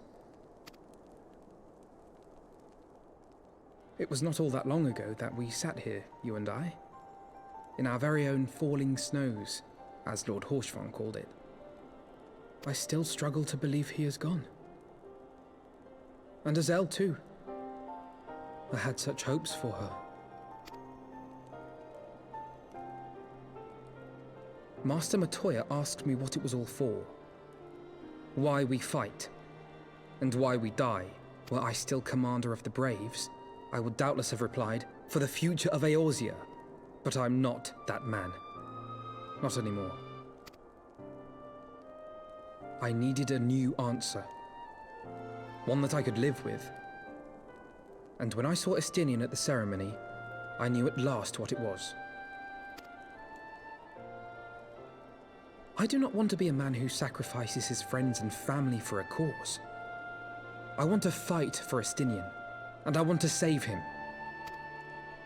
When Nidhogg leads the Horde into battle, Ser Emeric and his forces will do what they believe must be done. That is their choice to make.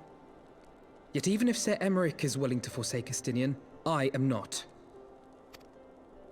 We must fight for him, for he is our friend and ally. We may struggle, we may fail, but we must try. Yeah, Lily over here on Twitch. Yeah, we had the exact same thought actually when he said that I'm not the same man or whatever. I was thinking, man, aren't you like teenager or something? But whatever.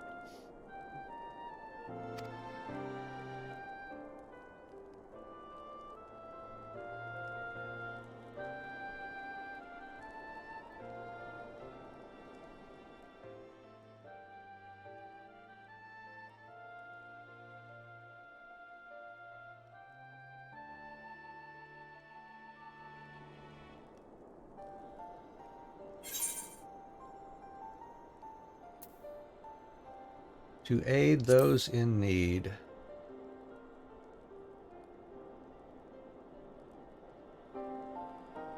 Lord Horshvon would be proud. I knew you would understand. Together, we will surely find a way.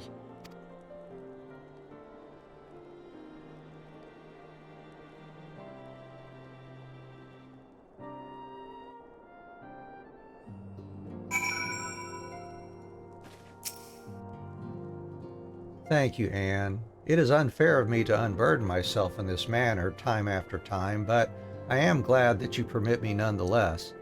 You are my true friend and ally. Though not all of our fellow scions will support our stance on Estinian, I have faith that we will win them over in due course. Such is the infectious power of hope. Right, that is quite enough solemn introspection for one day. I think we would both benefit from some time in the company of Tataru. She stays for us at Fortom Manor. Let us not keep her waiting any longer.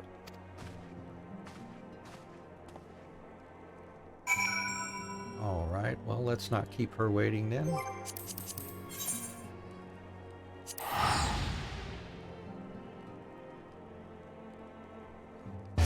Had something dropped into my inventory. I bet that red mage weapon, wasn't it? Yeah, I gotta clear out my armory chest a little bit more here. Do a little bit of desynthesis on some of these tools I'm no longer using.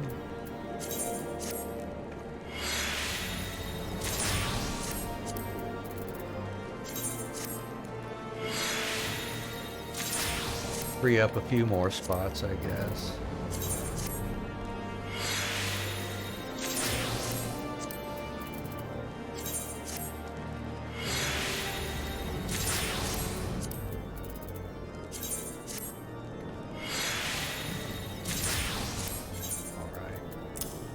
Enough for now, and let's getting close on head and body piece space there too, it looks like, and maybe secondary tool. Alright, anyways, on to Fortom Manor.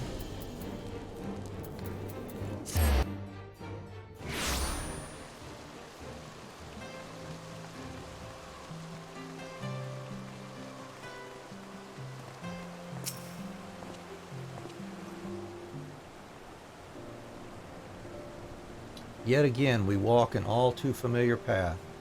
I am reminded of when we first came to this manor. Lost and uncertain, we were granted succor in our hour of need. We were saved, and now it is our turn to return the favor. Hear, hear! Let no one say that the Scions do not repay their debts. After all, what kind of people would we be if we forsook our friends? If we stopped looking for Ida and Papaimo, or if we gave up hope of bringing Minfilia back? Though she knew it would cost her dearly, Minfilia reached out to us to deliver a message. She believed it was imperative that we understand the true nature of this star, of the rift between Zodiark and Hydaelyn, and of the Ascians' aspirations. But for all that has been revealed, I cannot shake the suspicion that there is much we have yet to learn. In any event, I think it time we step back from the fray and carefully consider our next course of action. It will not be easy to turn this tragedy to triumph, but we will find a way. We will. We will.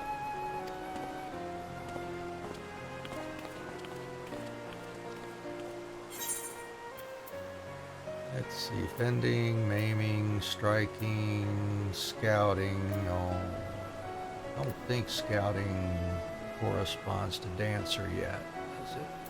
I don't think so. Anyways, I don't need it because I've got eye level 255, I think, on me. And I've learned battle stance now. Okay.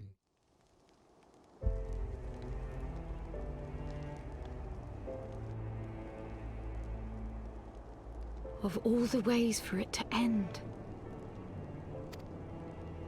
Even before his transformation, I could feel the worm's hatred swirling about Estinian. The terrible, all-consuming rage. Enough to fuel a 1,000-year quest for vengeance. It was all I could do not to run away screaming. But Ishgardians, nay, all Eorzeans, are made of sterner stuff. They face danger and death on a daily basis, and understand what it takes to win a war. Think not too deeply on Master Matoya's words. Her intent was but to steal our resolve. That, and to remind us to look beyond these passing conflicts to trials greater still, to the truth which hides at the heart of this world. So that's your aim, is it? You disapprove? Not at all. I believe it's traditional for the student to follow in the footsteps of the master. And you are so very alike.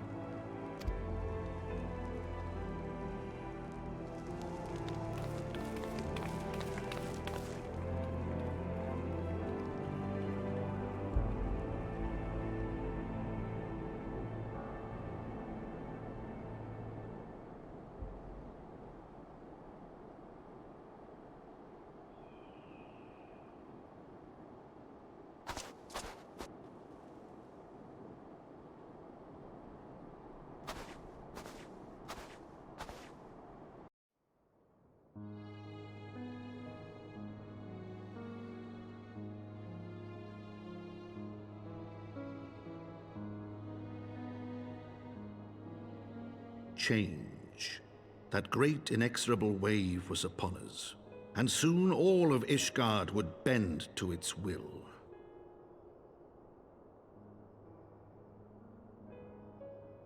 For all our sins, for all our scars, the future for which we had long yearned was at last within our grasp.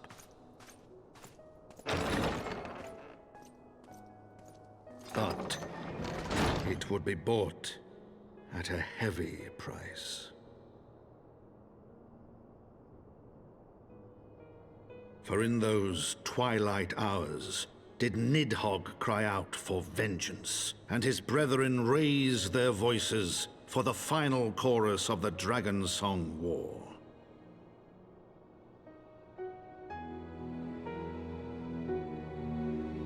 From the memoirs of Count Edmond de Fortam, Heaven's Word, The Gears of Change.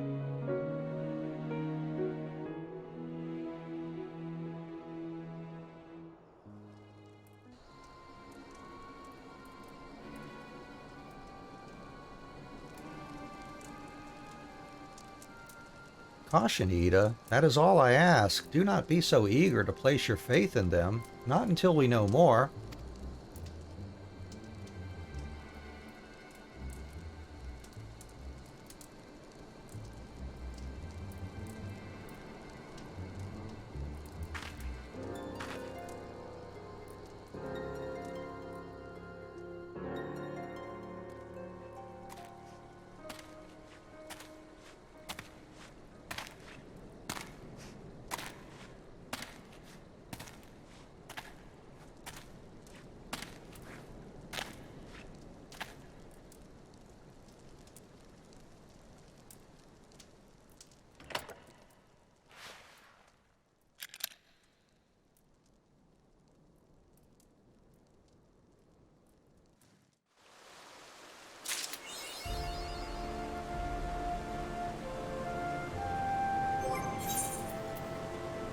Yeah, my dancer gear is 255 eye level. I don't need that copper for sure. We got battle stance. Let's see.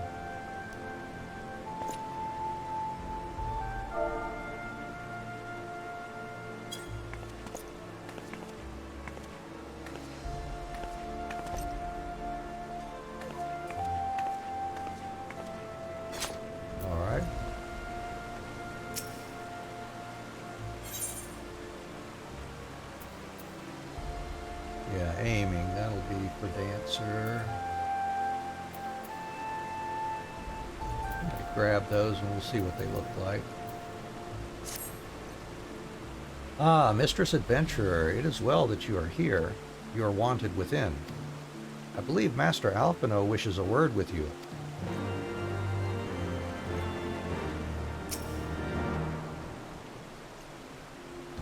Well, come, Mistress Adventurer. Shall I show you inside the manor? Yes, please.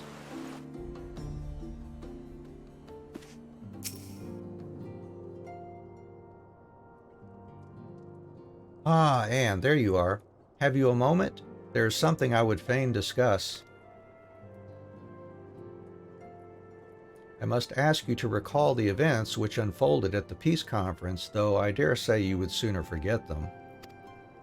My mind returns again and again to the moment when Nidhogg appeared before the crowd in the guise of Estinian.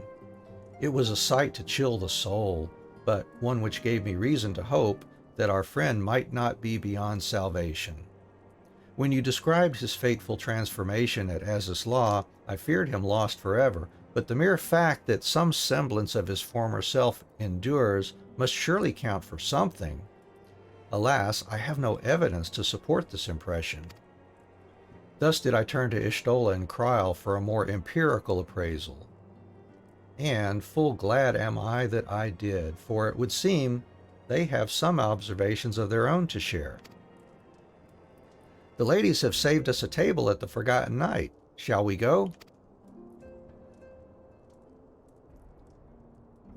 Excellent. Let us not keep our honored colleagues waiting.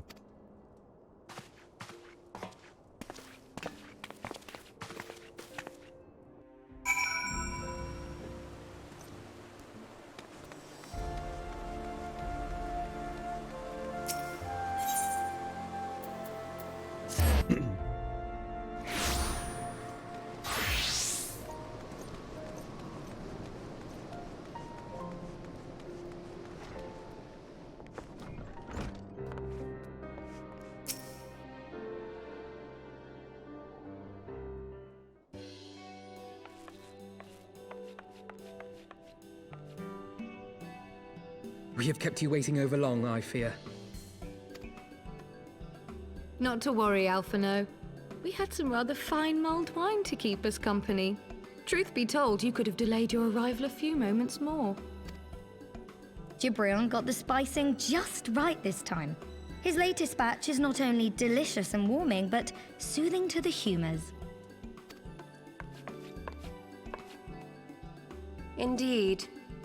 But 'twas not to soothe our humours that we gathered here. Ah, no, quite right. The matter of that poor dragoon. You have discovered something. A means to save him?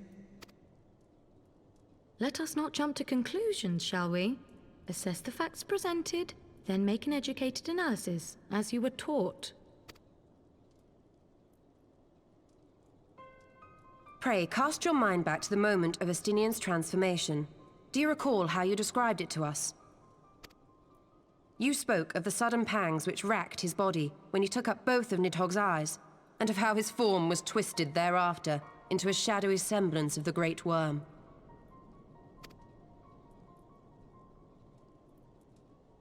When he appeared at Falcon's Nest, the worm's eyes were fused to his mail.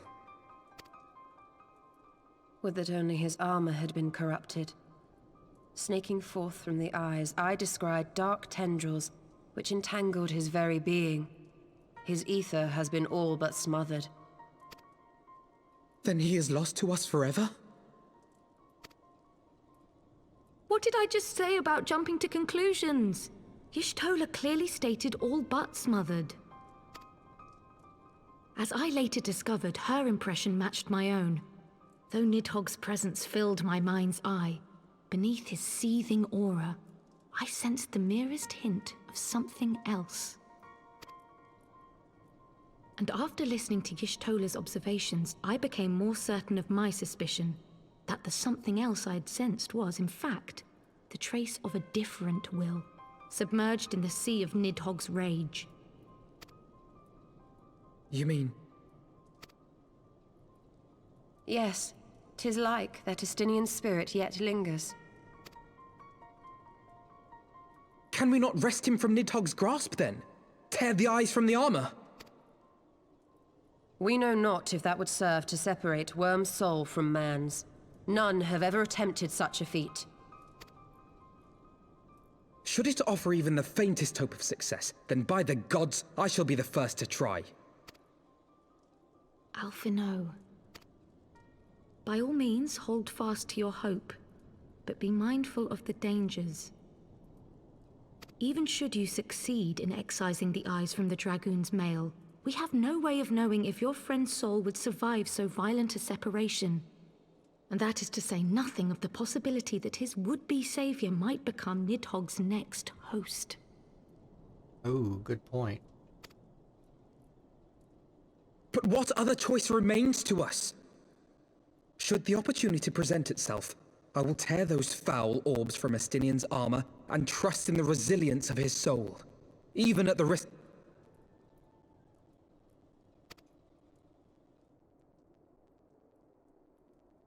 Ah! I found you at last!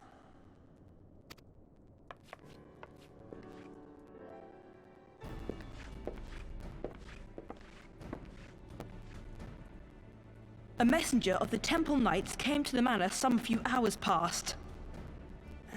The Lord Commander humbly requests the company of the Warrior of Light and Master...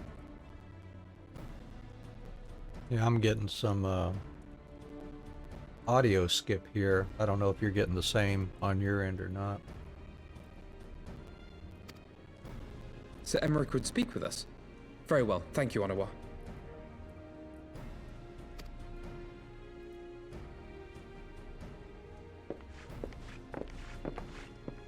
'Twould seem duty calls. Pray see to yours, and we shall return to ours.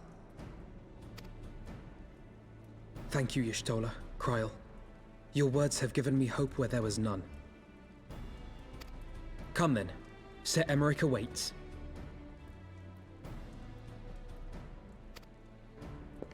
Yeah, it's gone here now, Lily. It was just for a couple lines of dialogue there. They did cut off the end of what they Alphino were is allowing saying. his feelings for this dragoon to cloud his thoughts. I worry he may do something rash.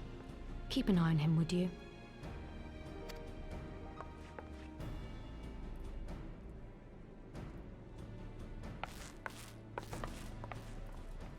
But it's probably not your end.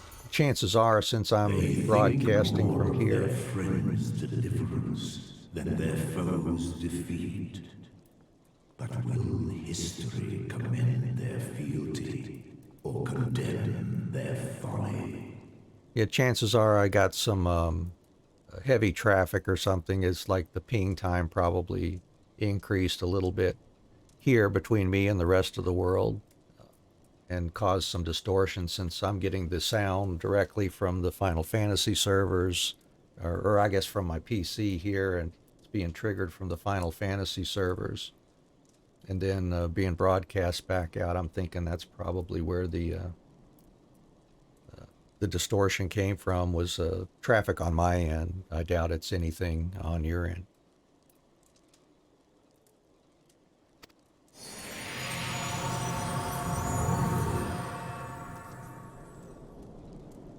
That's good. Good, it sounds good now. The conference held at Falcon's Nest was to be a celebration of the reconciliation twixt man and dragon. But the lingering shade of Nidhogg, clad in the flesh of the Azure Dragoon, did mark the occasion by spilling the blood of his own kind. A timely atrocity to remind the children of Ishgard that the Dragonsong War was far from over. And when fear gave way to fury, the call to arms rang out anew. Death to Nidhogg! Death to Nidhogg!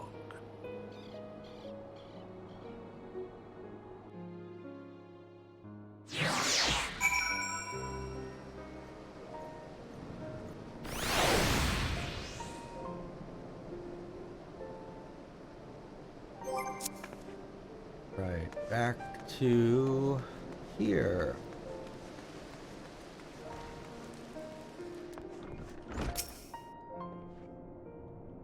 What news has Sir Emmerich to share with us, I wonder?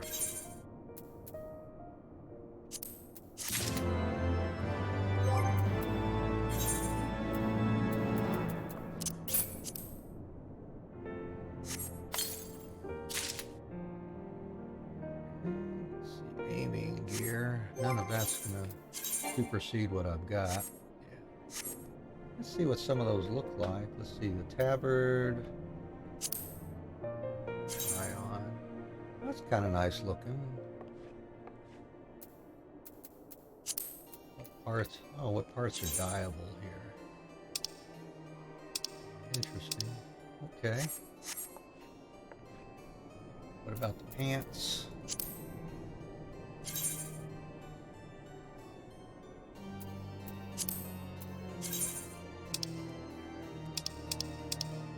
Interesting. Okay. Could mess around with those later, perhaps. Who knows? Ally for Ishgard. Might Sir Emmerich perchance have received word of a Dravanian advance? Or mayhap they have located us. That is to say, mayhap Nidhogg has been found. Come, I would hear what the Lord Commander has to say.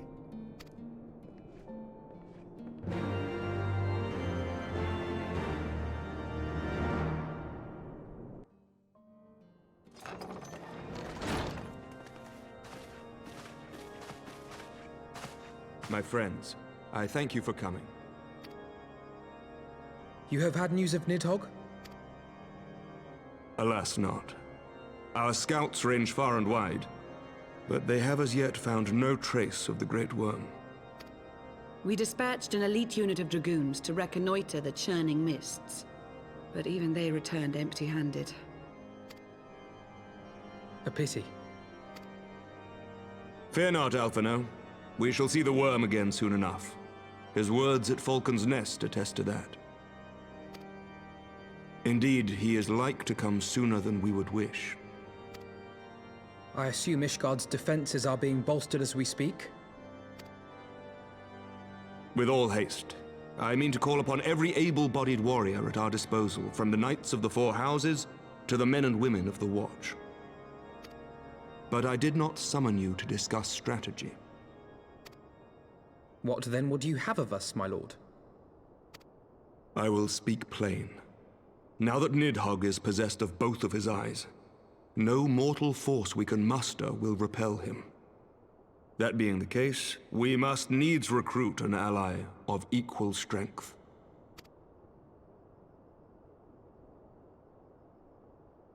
You speak of Hraesvelgr?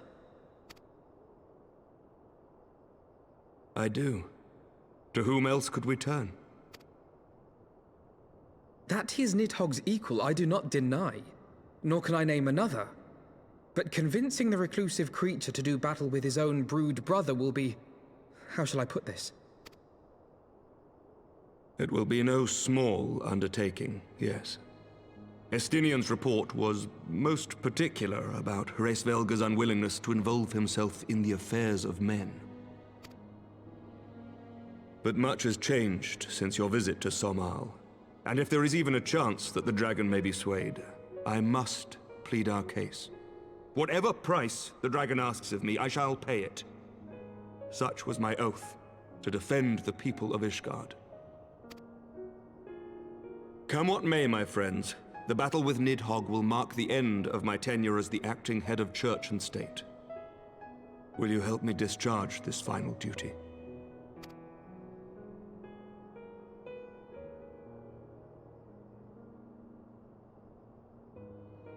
We will, my lord. Though I fear our involvement offers no guarantee of success. Come then. We will depart at your leisure. Thank you. Both of you. The city is yours, First Commander. My lord, we shall pray for your swift return.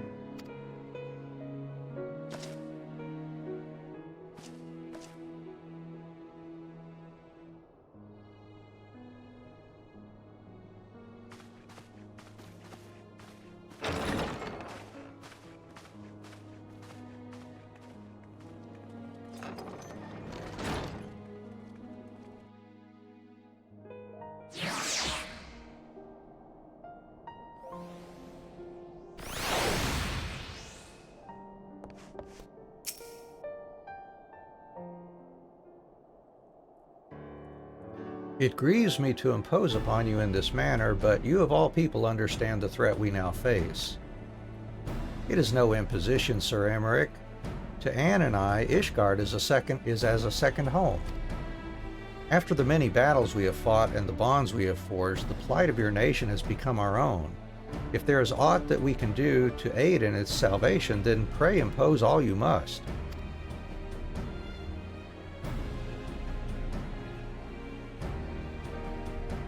You are true friends. Shall we be about our task then? We have no way of knowing when Nidhogg's shade will strike, but we must assume that time is not our ally. Indeed, with that in mind, I have taken the liberty of dispatching a messenger to inform Mistress Tataru that you will be escorting me to Somal. I confess I did not provide the exact details of our destination, as they are as yet unknown to me. We will summon Hraesvelgr at zenith in the churning mists. Ere we begin our ascent, however, I think it best that we pay a visit to Annick's shrine. You seek an advantage in the coming negotiations? I do. I would consult with Vidofnir. I propose this in part out of concern for her condition. Were she to succumb to her wounds, it could have grave consequences for our alliance. That apart, she may be able to provide insight into her sire's current state of mind. Well reasoned. To the Dravanian forelands, then.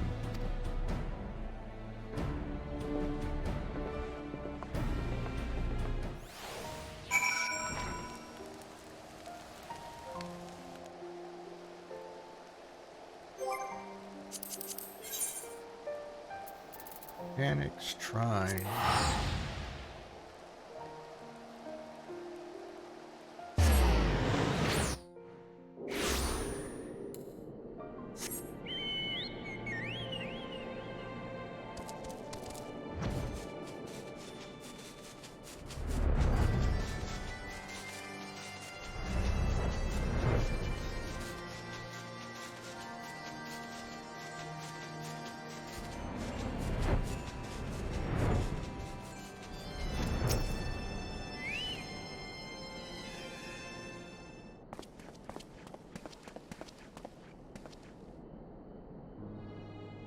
Ah, 'tis the warrior of warriors and her companions. What bringeth you to mine abode?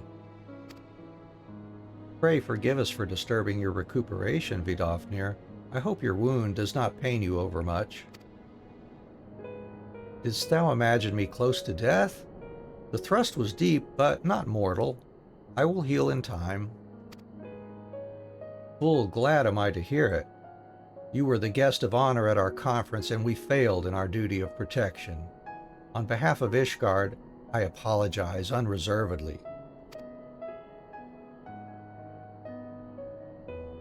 I am a dragon full grown, and thou thought to protect me, mortal. I was tempered by the fires of battle ere thy great-grandsire learned to crawl. Thy words do remind me of a knight whom I called friend some 1,000 years past. He swore to defend me from harm and hardship. Would that we could return to that era of peace when man and dragon knew such comradeship. Would that our every effort to do so were not undone by ancient rancor.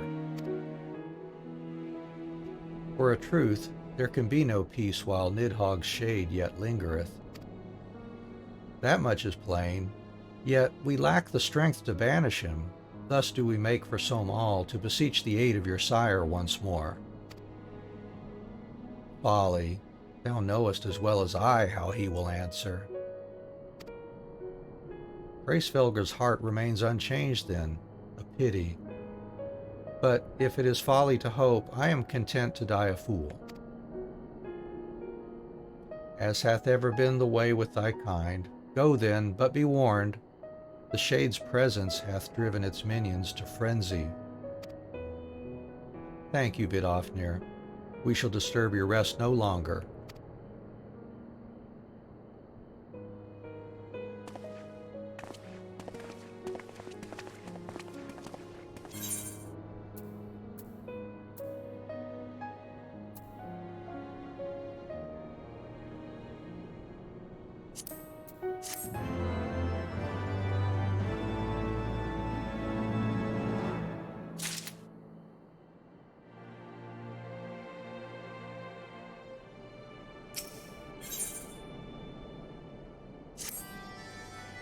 Though I expected no better answer from Vidofnir, I take little pleasure from having been proven right. It would seem that our presence at Zenith will be every bit as unwelcome as I had anticipated. But what is the ire of one great worm to a trio of self-confessed fools such as ourselves? Let us begin our ascent. After you, Master Alphino. Scout ahead if you wish, Anne. We shall join you outside Mogholm.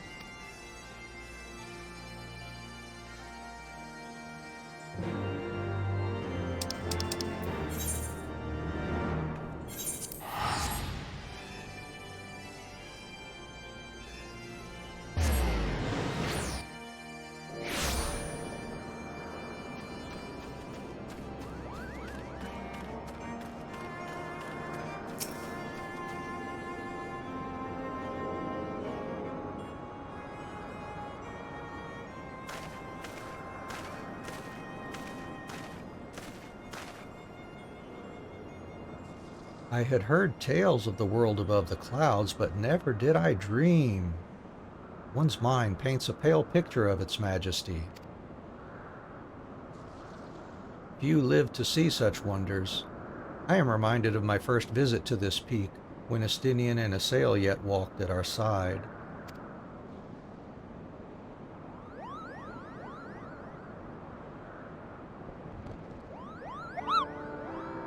Poopopo? Is that you, Anne?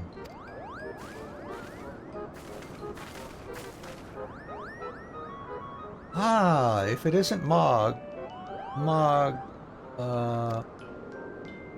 don't tell me you've forgotten my name, Kupo, after all we've been through together? But at least you remember me. You do remember me, don't you, Anne?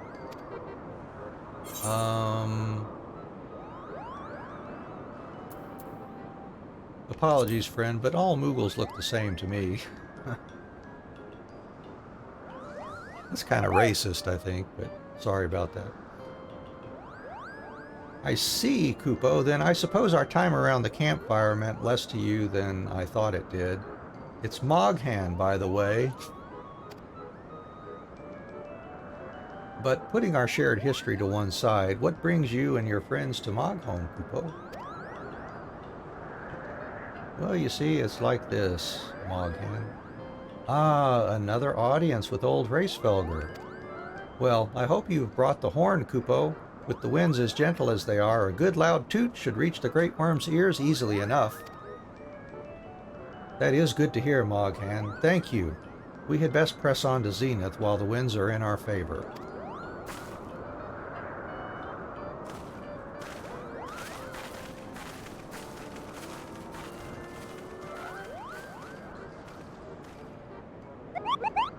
Now that was unexpected, Kupo. Chieftain Moglin will want to hear about this.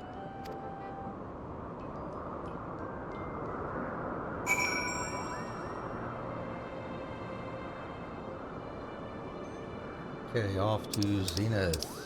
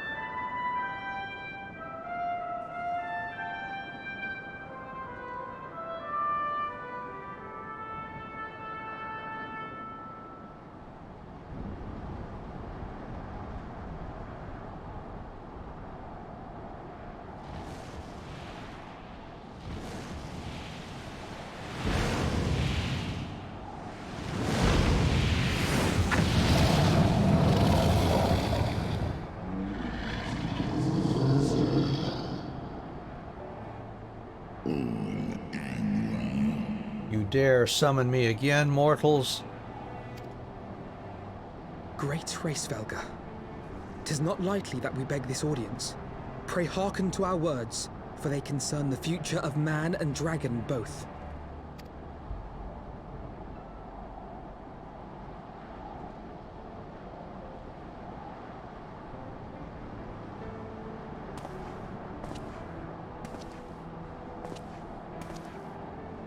Greetings, Hraesvelgr.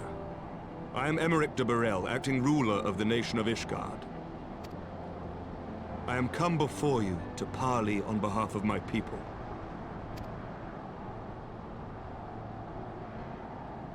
To parley? Thinkest thou thy purpose unclear to me? Thou art come to beg mine aid in the battle against the shade of my brood brother.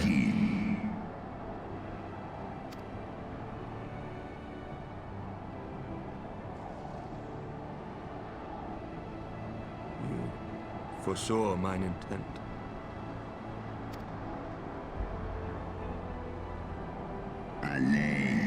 I but read that which is writ plain in thine eyes. Would that thou had wit enough to scry the answer in mine. My beloved Shiva did once build a bridge twixt man and dragon, a bridge which thy treacherous forefathers saw fit to tear down, as thou well knowest.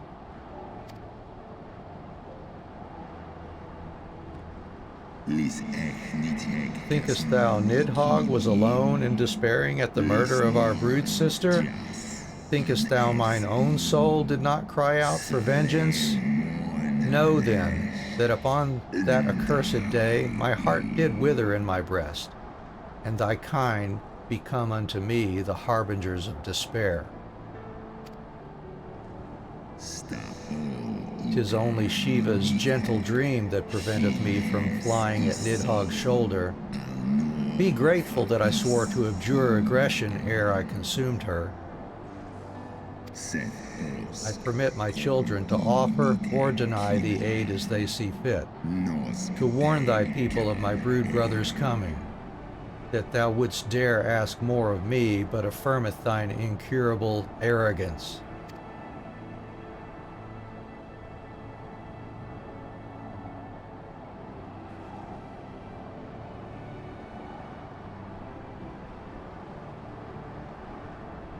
We understand that in your despair at man's betrayal, you seek only the refuge of solitude.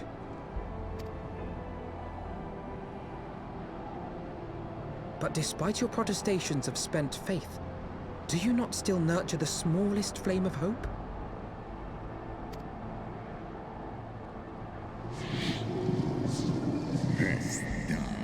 Perceivest thou such light in the dusk of mine existence?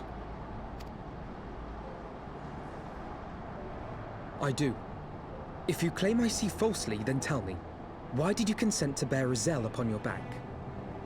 Ah, good question. Azel. Piteous, deluded Azel. The child did lament her past sins and sought to balance the scales with her remaining days. 'Twas her unquenchable passion, so alike to that of my beloved, which did spur me into flight. And for mine own part, I would countenance no longer the hands of evil men to use my brood brother's eye for ill. So you do distinguish between those who acknowledge and repent their sins and those who perpetuate them. Interesting. It seems to me that you have not, in fact, lost faith in mankind as a whole. Rather, you weigh our respective merits by how we allow the past to influence our future. Spare me thine idle sophistry. Even were there a mote of truth in thy reasoning, what of it? Wouldst thou have me slay mine own sibling to save a city of mortals?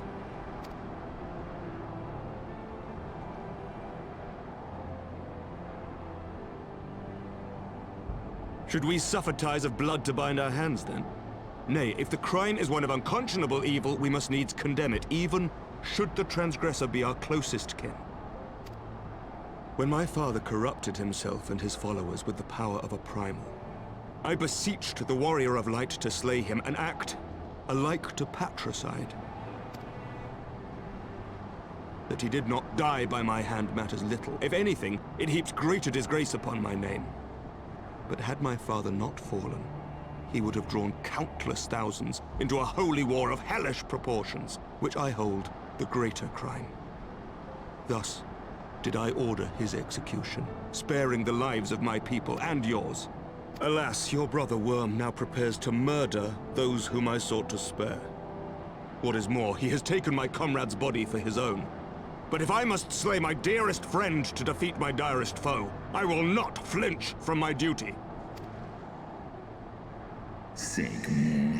Thou wouldst strike down thy friend and, by example of thy righteousness, persuade me to break mine oath and kill my kindred?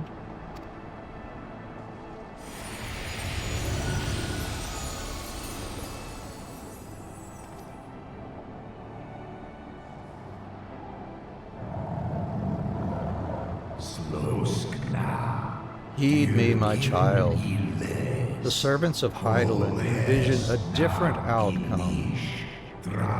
They intend salvation not only for Ishgard, but for the doomed dragon slayer as well.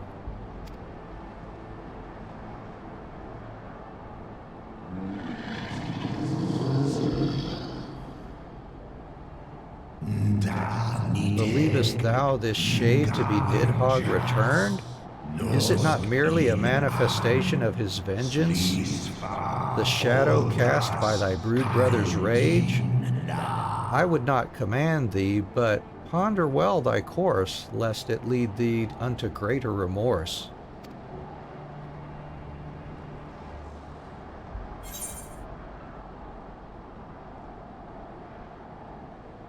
I'm just ...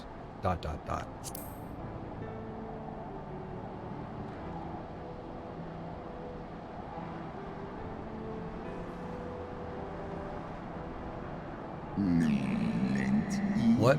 No words for me, warrior? I take it thou art resolved to act whether I aid thee or no. Ha! I do admire thy determination.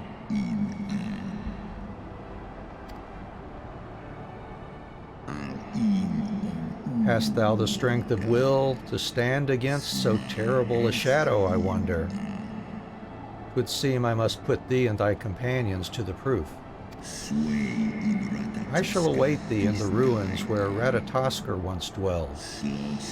Heed well the words of my children, and hasten thee to the place of thy trial.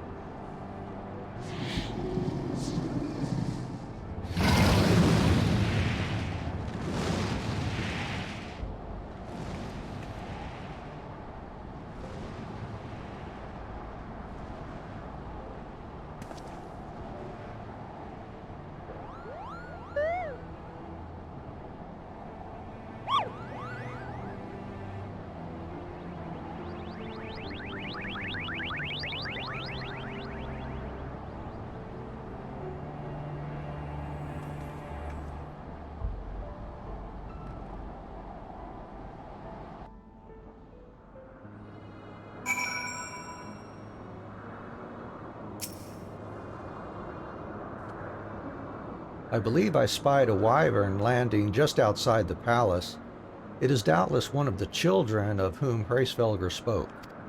Come, my friends, let us not keep our escort waiting.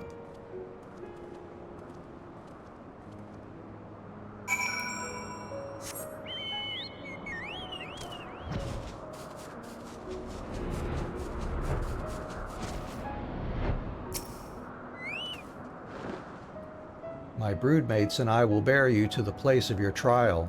Make your preparations. Sorkai. Oh, good. That's a duty support one now, too. Interesting. Yeah, let's see what this one looks like.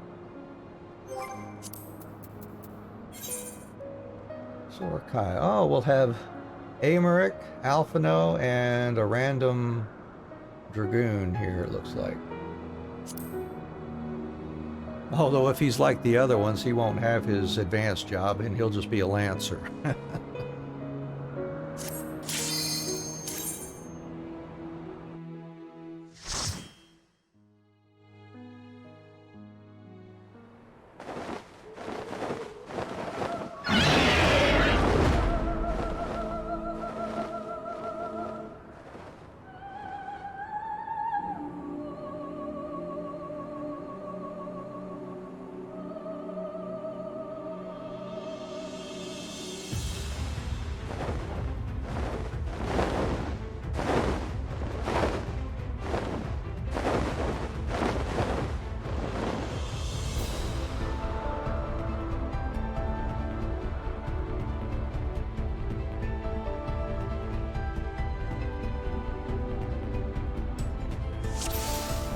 Mr. Temple Banneret, we will be dance partners here.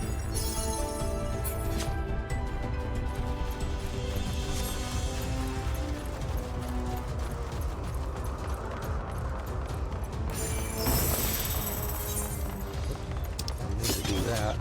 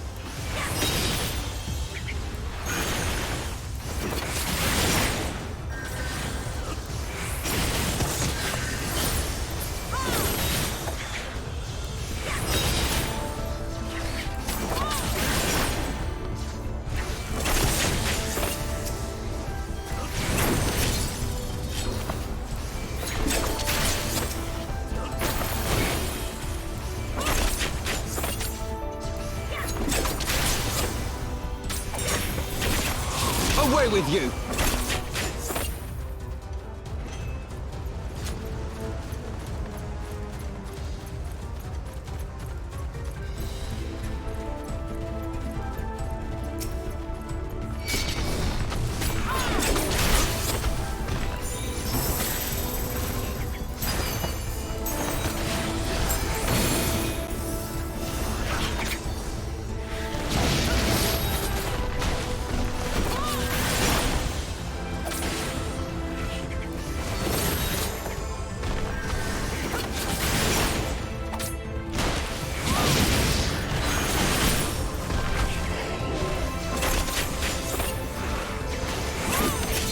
Away with you!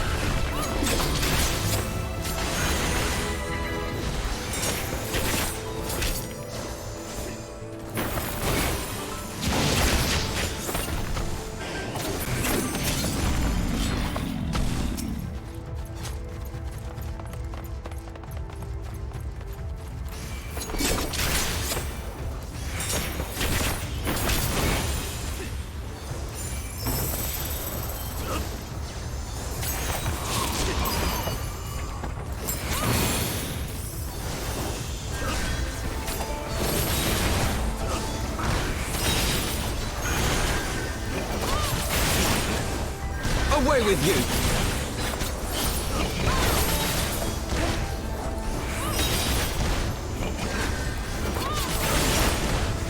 Focus. Release!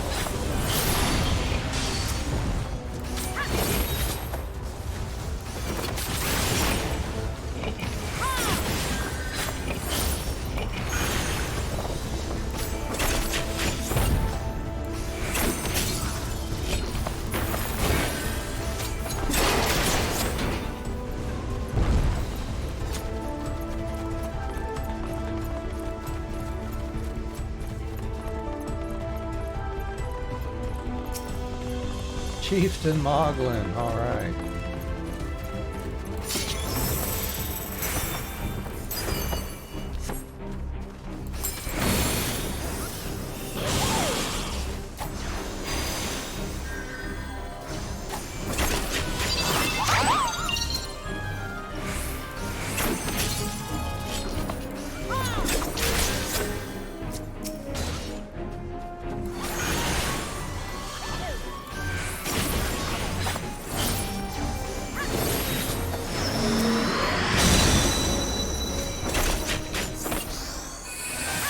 With you!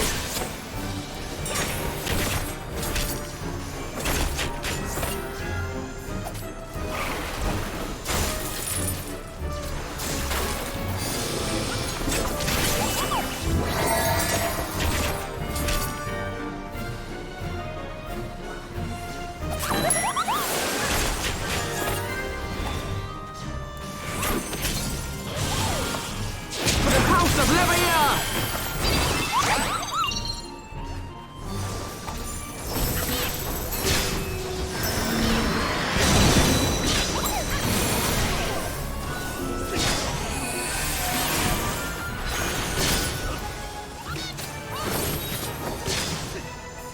Focus.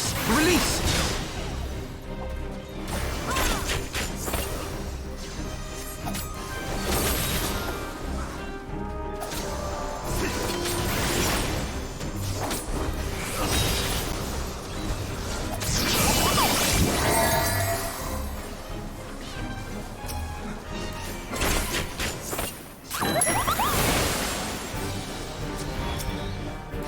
Away with you!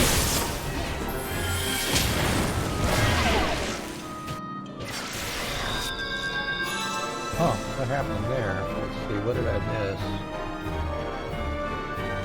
I'm not sure what I did there. All right, well, try again.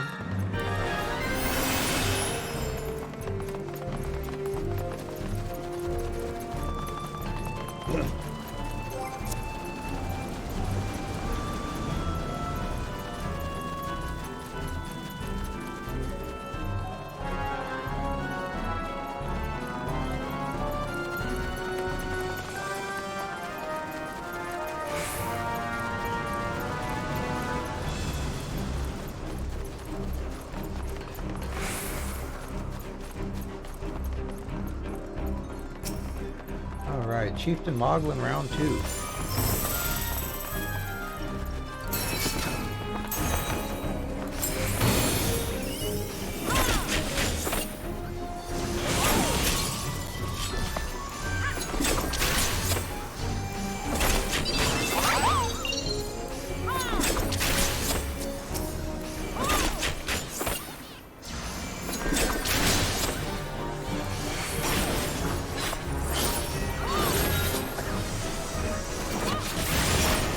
Down with you!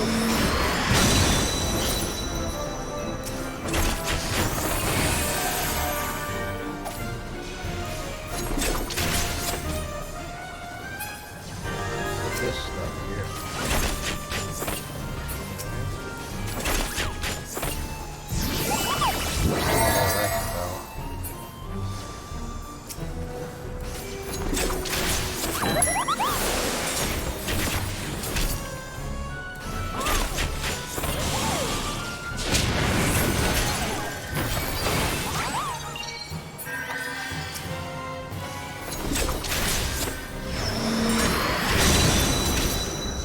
Down with you!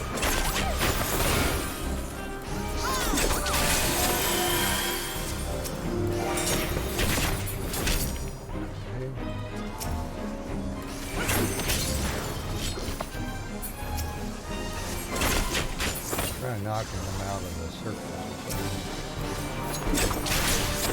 I can't get him.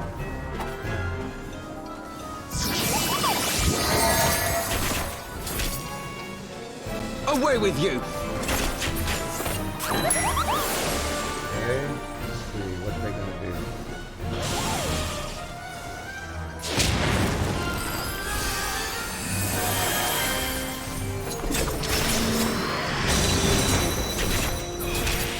Here we go.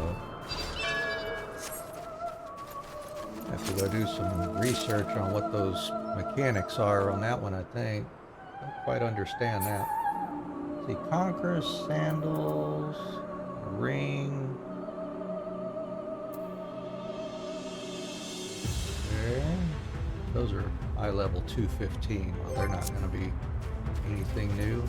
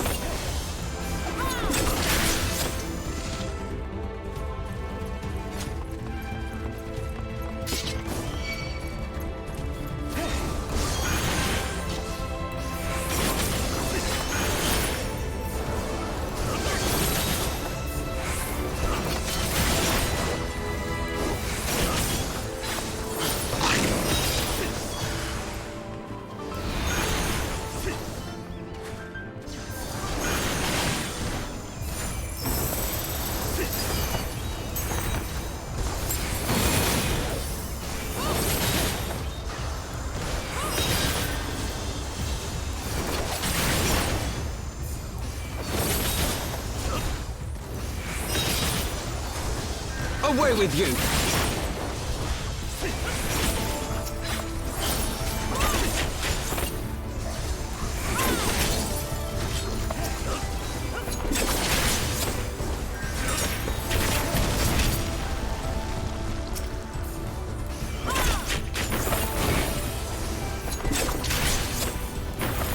Focus. Release!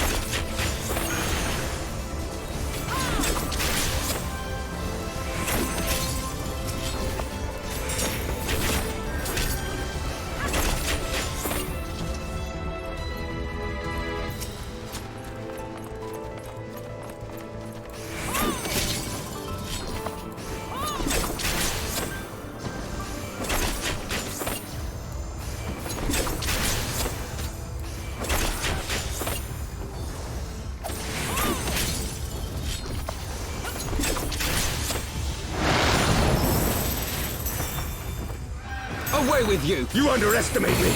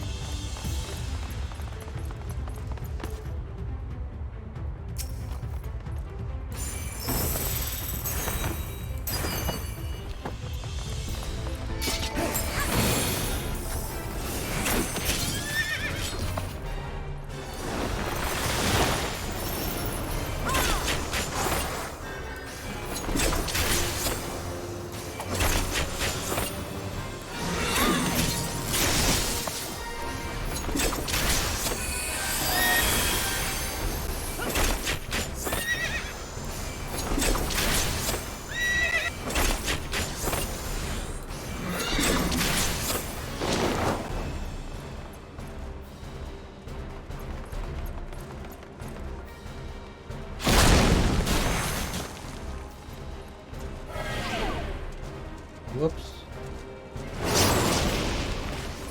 What's the chief now? Anybody gonna heal me? I can't heal myself here. Okay.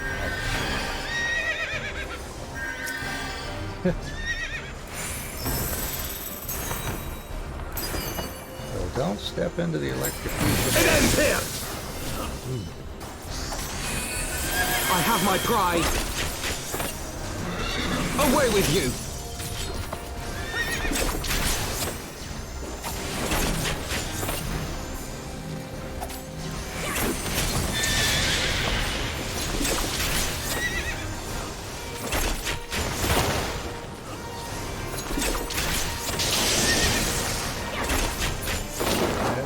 Okay. So let's go against here. Yeah, against that one.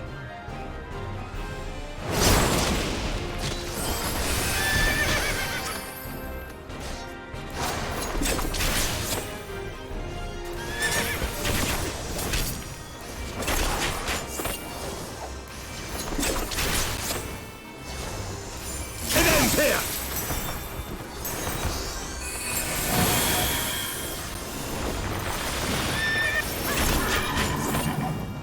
Alright.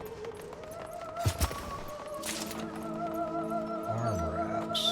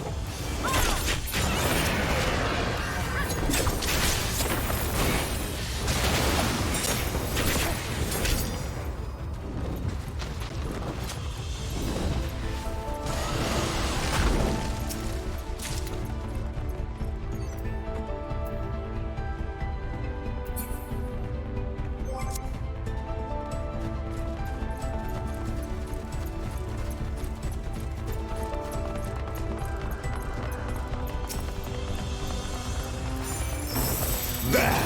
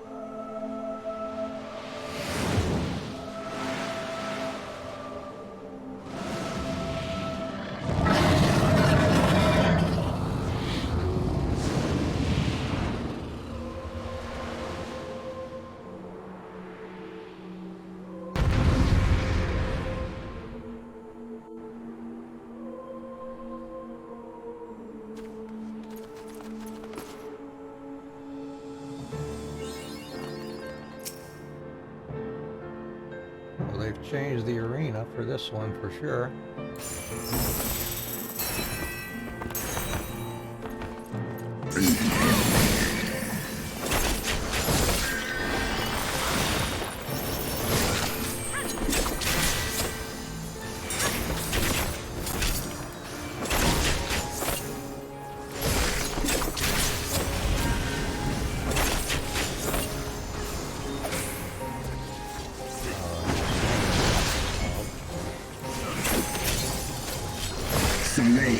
Glowing wings there. Holy storm.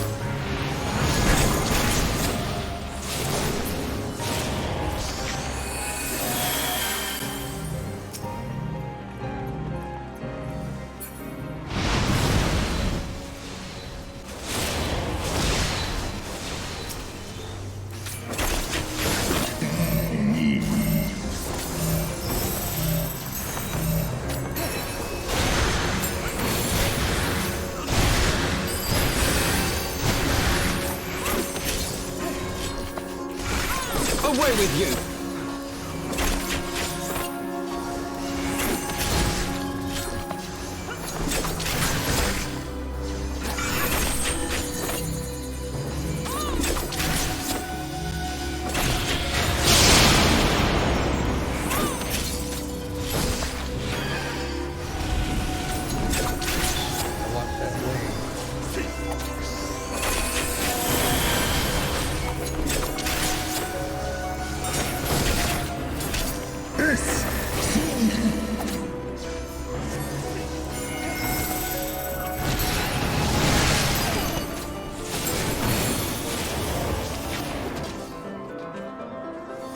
Oh, there's ice. Okay. Let's see.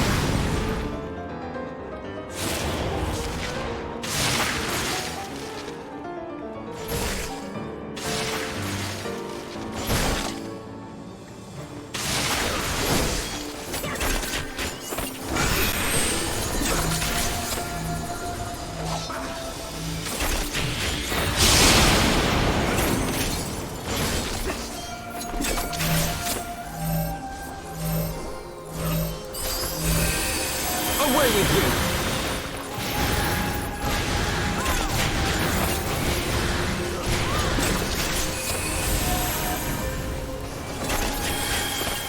Strong wings. Down with you!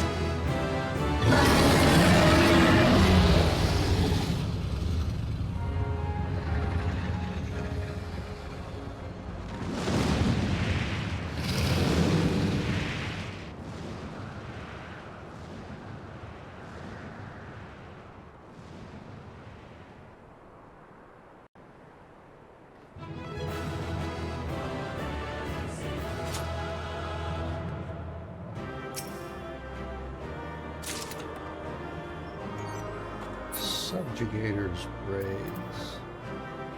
For Rogue and Ninja. How am I doing on my tomes? It's 1,200 out of 2,000. I need to spend some more after a while.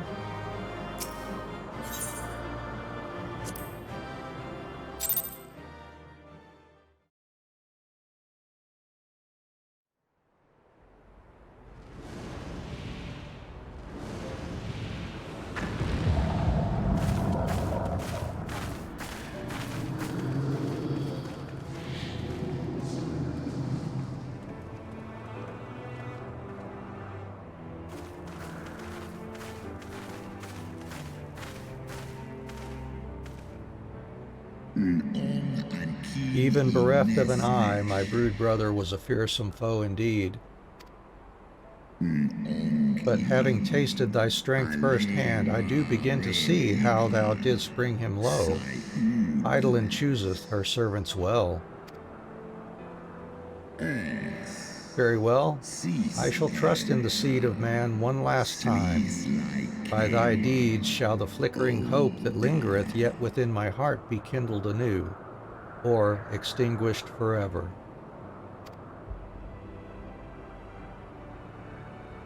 Big responsibility.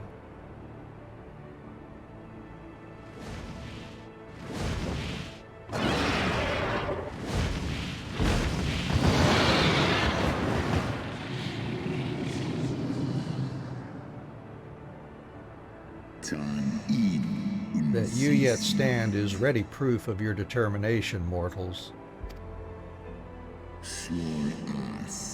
Let us fight as allies then, and together banish my brood brother's vengeful shade. On my oath, the wrath that once was Nidhogg shall meet its end. This I swear on the memory of my beloved Shiva, and on the soul of lost Izael.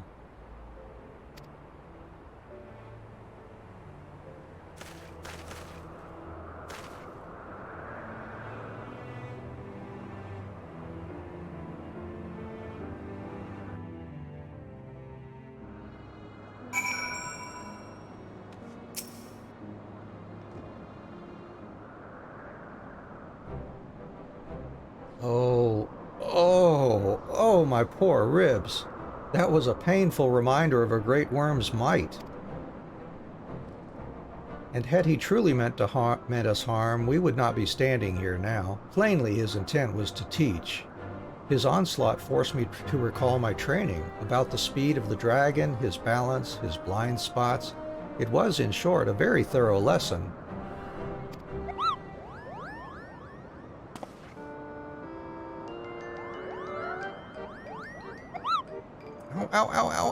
Ow, Kupo! And let me begin by congratulating you on the completion of your trial. For one with a name more befitting a jester, you fight with the savagery of a rabid demon. Do you see how many wings are kinked? Even my palm aches. After this drubbing, I fear my loyal subjects will have to bear the load of my personal chores for quite some time, Kupo, possibly indefinitely. What? When I told you about Anne's trial, I didn't mean for the rest of us to suffer.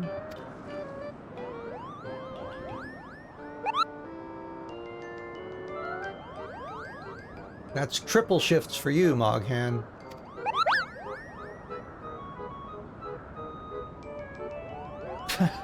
Triple? But that's not fair. There's no justice, Kupo. None at all.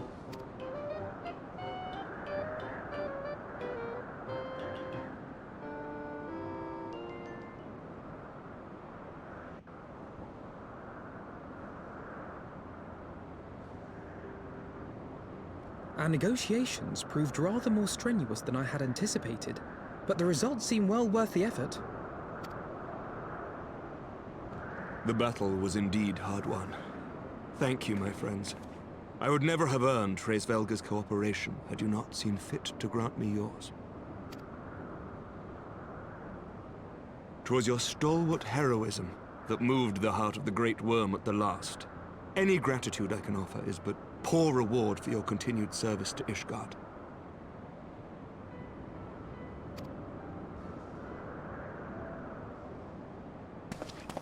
'Twould seem our final reckoning with the dread worm is at hand. I only wish we had some inkling as to when he means to strike.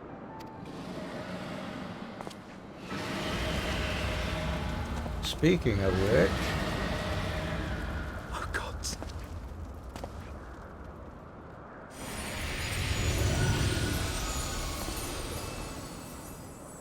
The cry heraldeth his coming. Nidhogg's shade hath taken wing. It has begun. We must away to Ishgard.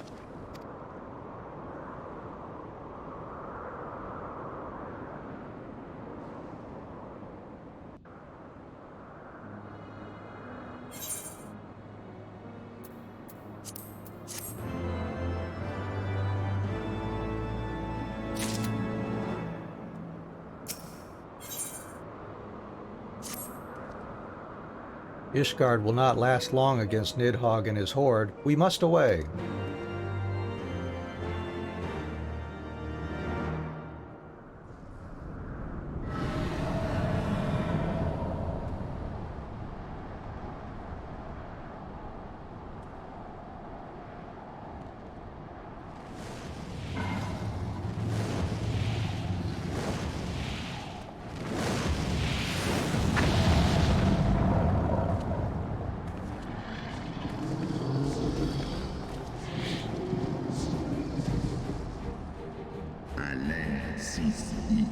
Know you then what this roar portendeth?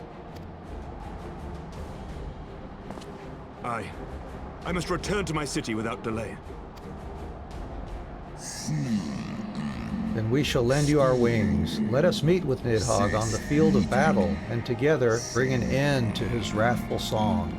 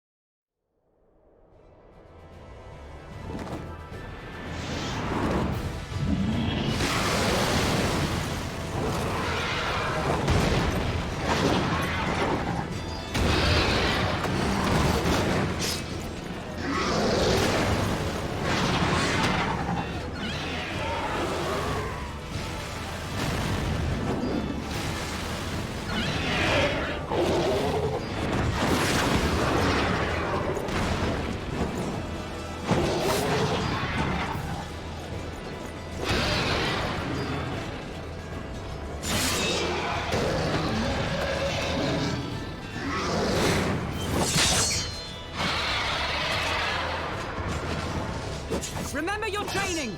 We hold fast until the Lord Commander returns.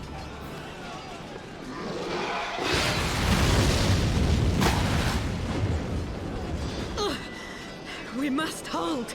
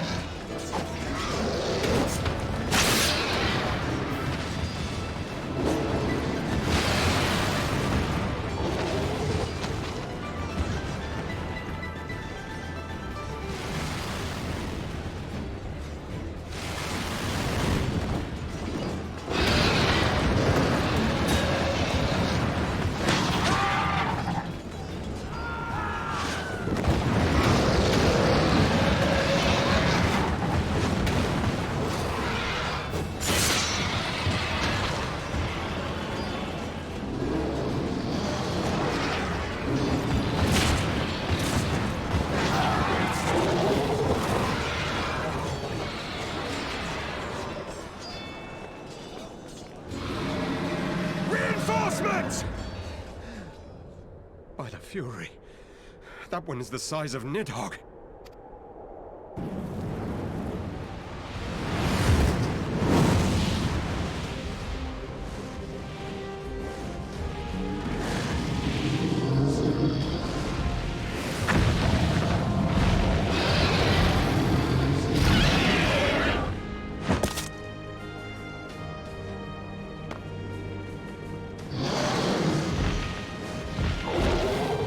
Lord Commander!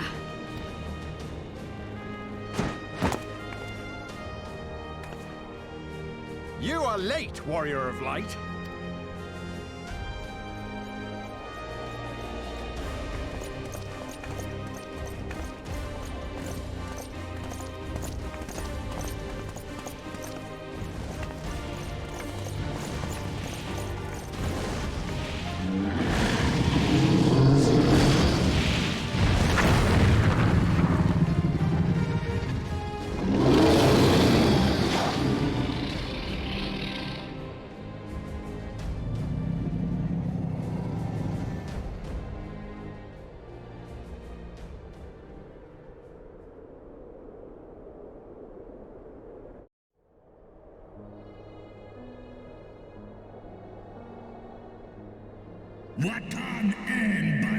Wherefore standest thou with these vermin, brother? Abandon this war, Shade. The suffering thou sowest serveth no end. The traitor's progeny have learned of their forefathers' betrayal, and seek now to make amends with our kind.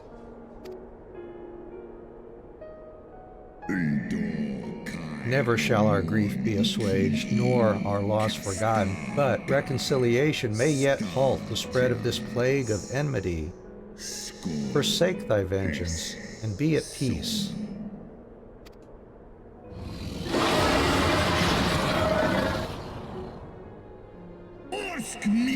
What soft-headed ramblings are these? Thy dalliance with that vile maid hath robbed thee of thy wits.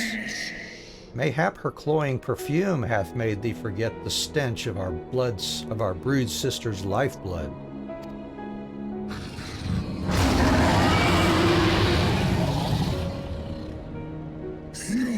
Thou darest speak thus of my beloved? Ah, so the flames of rage may yet be kindled. I feared thy heart's fire had long since gone out. But waste not thy fury on words, brother. Thou shalt have need of it for the battle.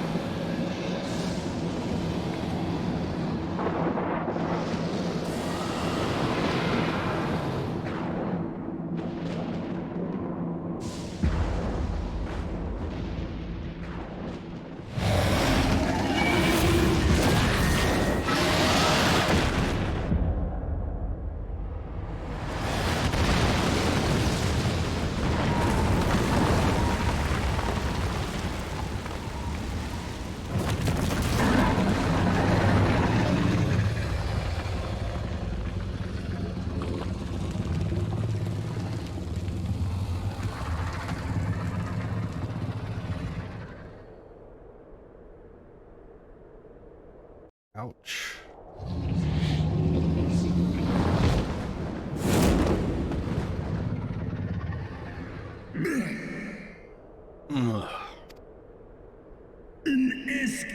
Thou art weak, Hraesvelgr, a slithering worm who fawneth on the vermin who should rightly be his prey.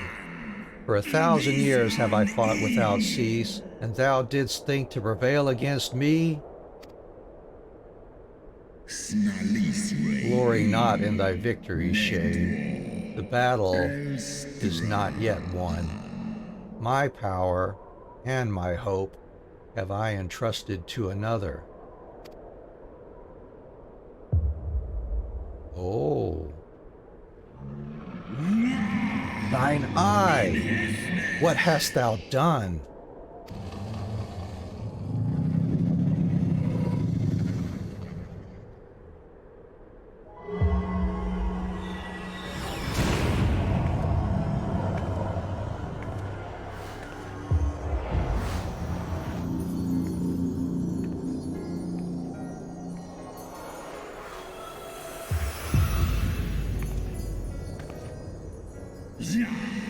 Fool, thou wouldst trust a mortal with thy strength?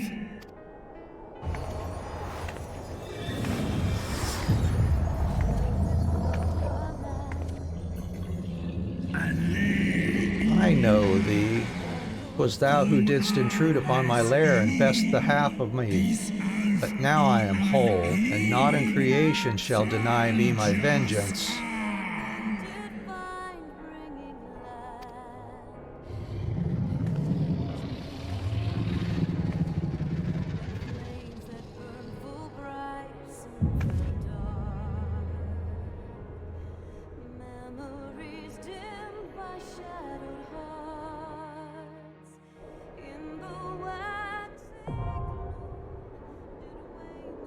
Alright, that one's a regular duty. We'll have to queue up for that one, but we are going to end it here for today.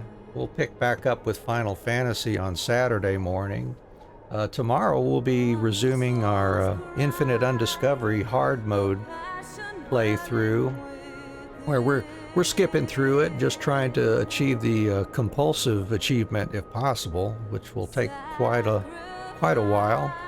Those of you on Twitch will be looking for a raid here shortly to share the love with some folks over there.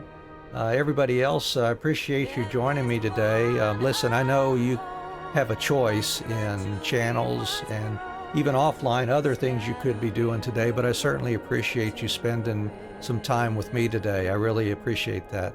Thank you so much. All right, with that, we will go ahead and mark this as ending, and on Twitch I'll be finding a raid shortly.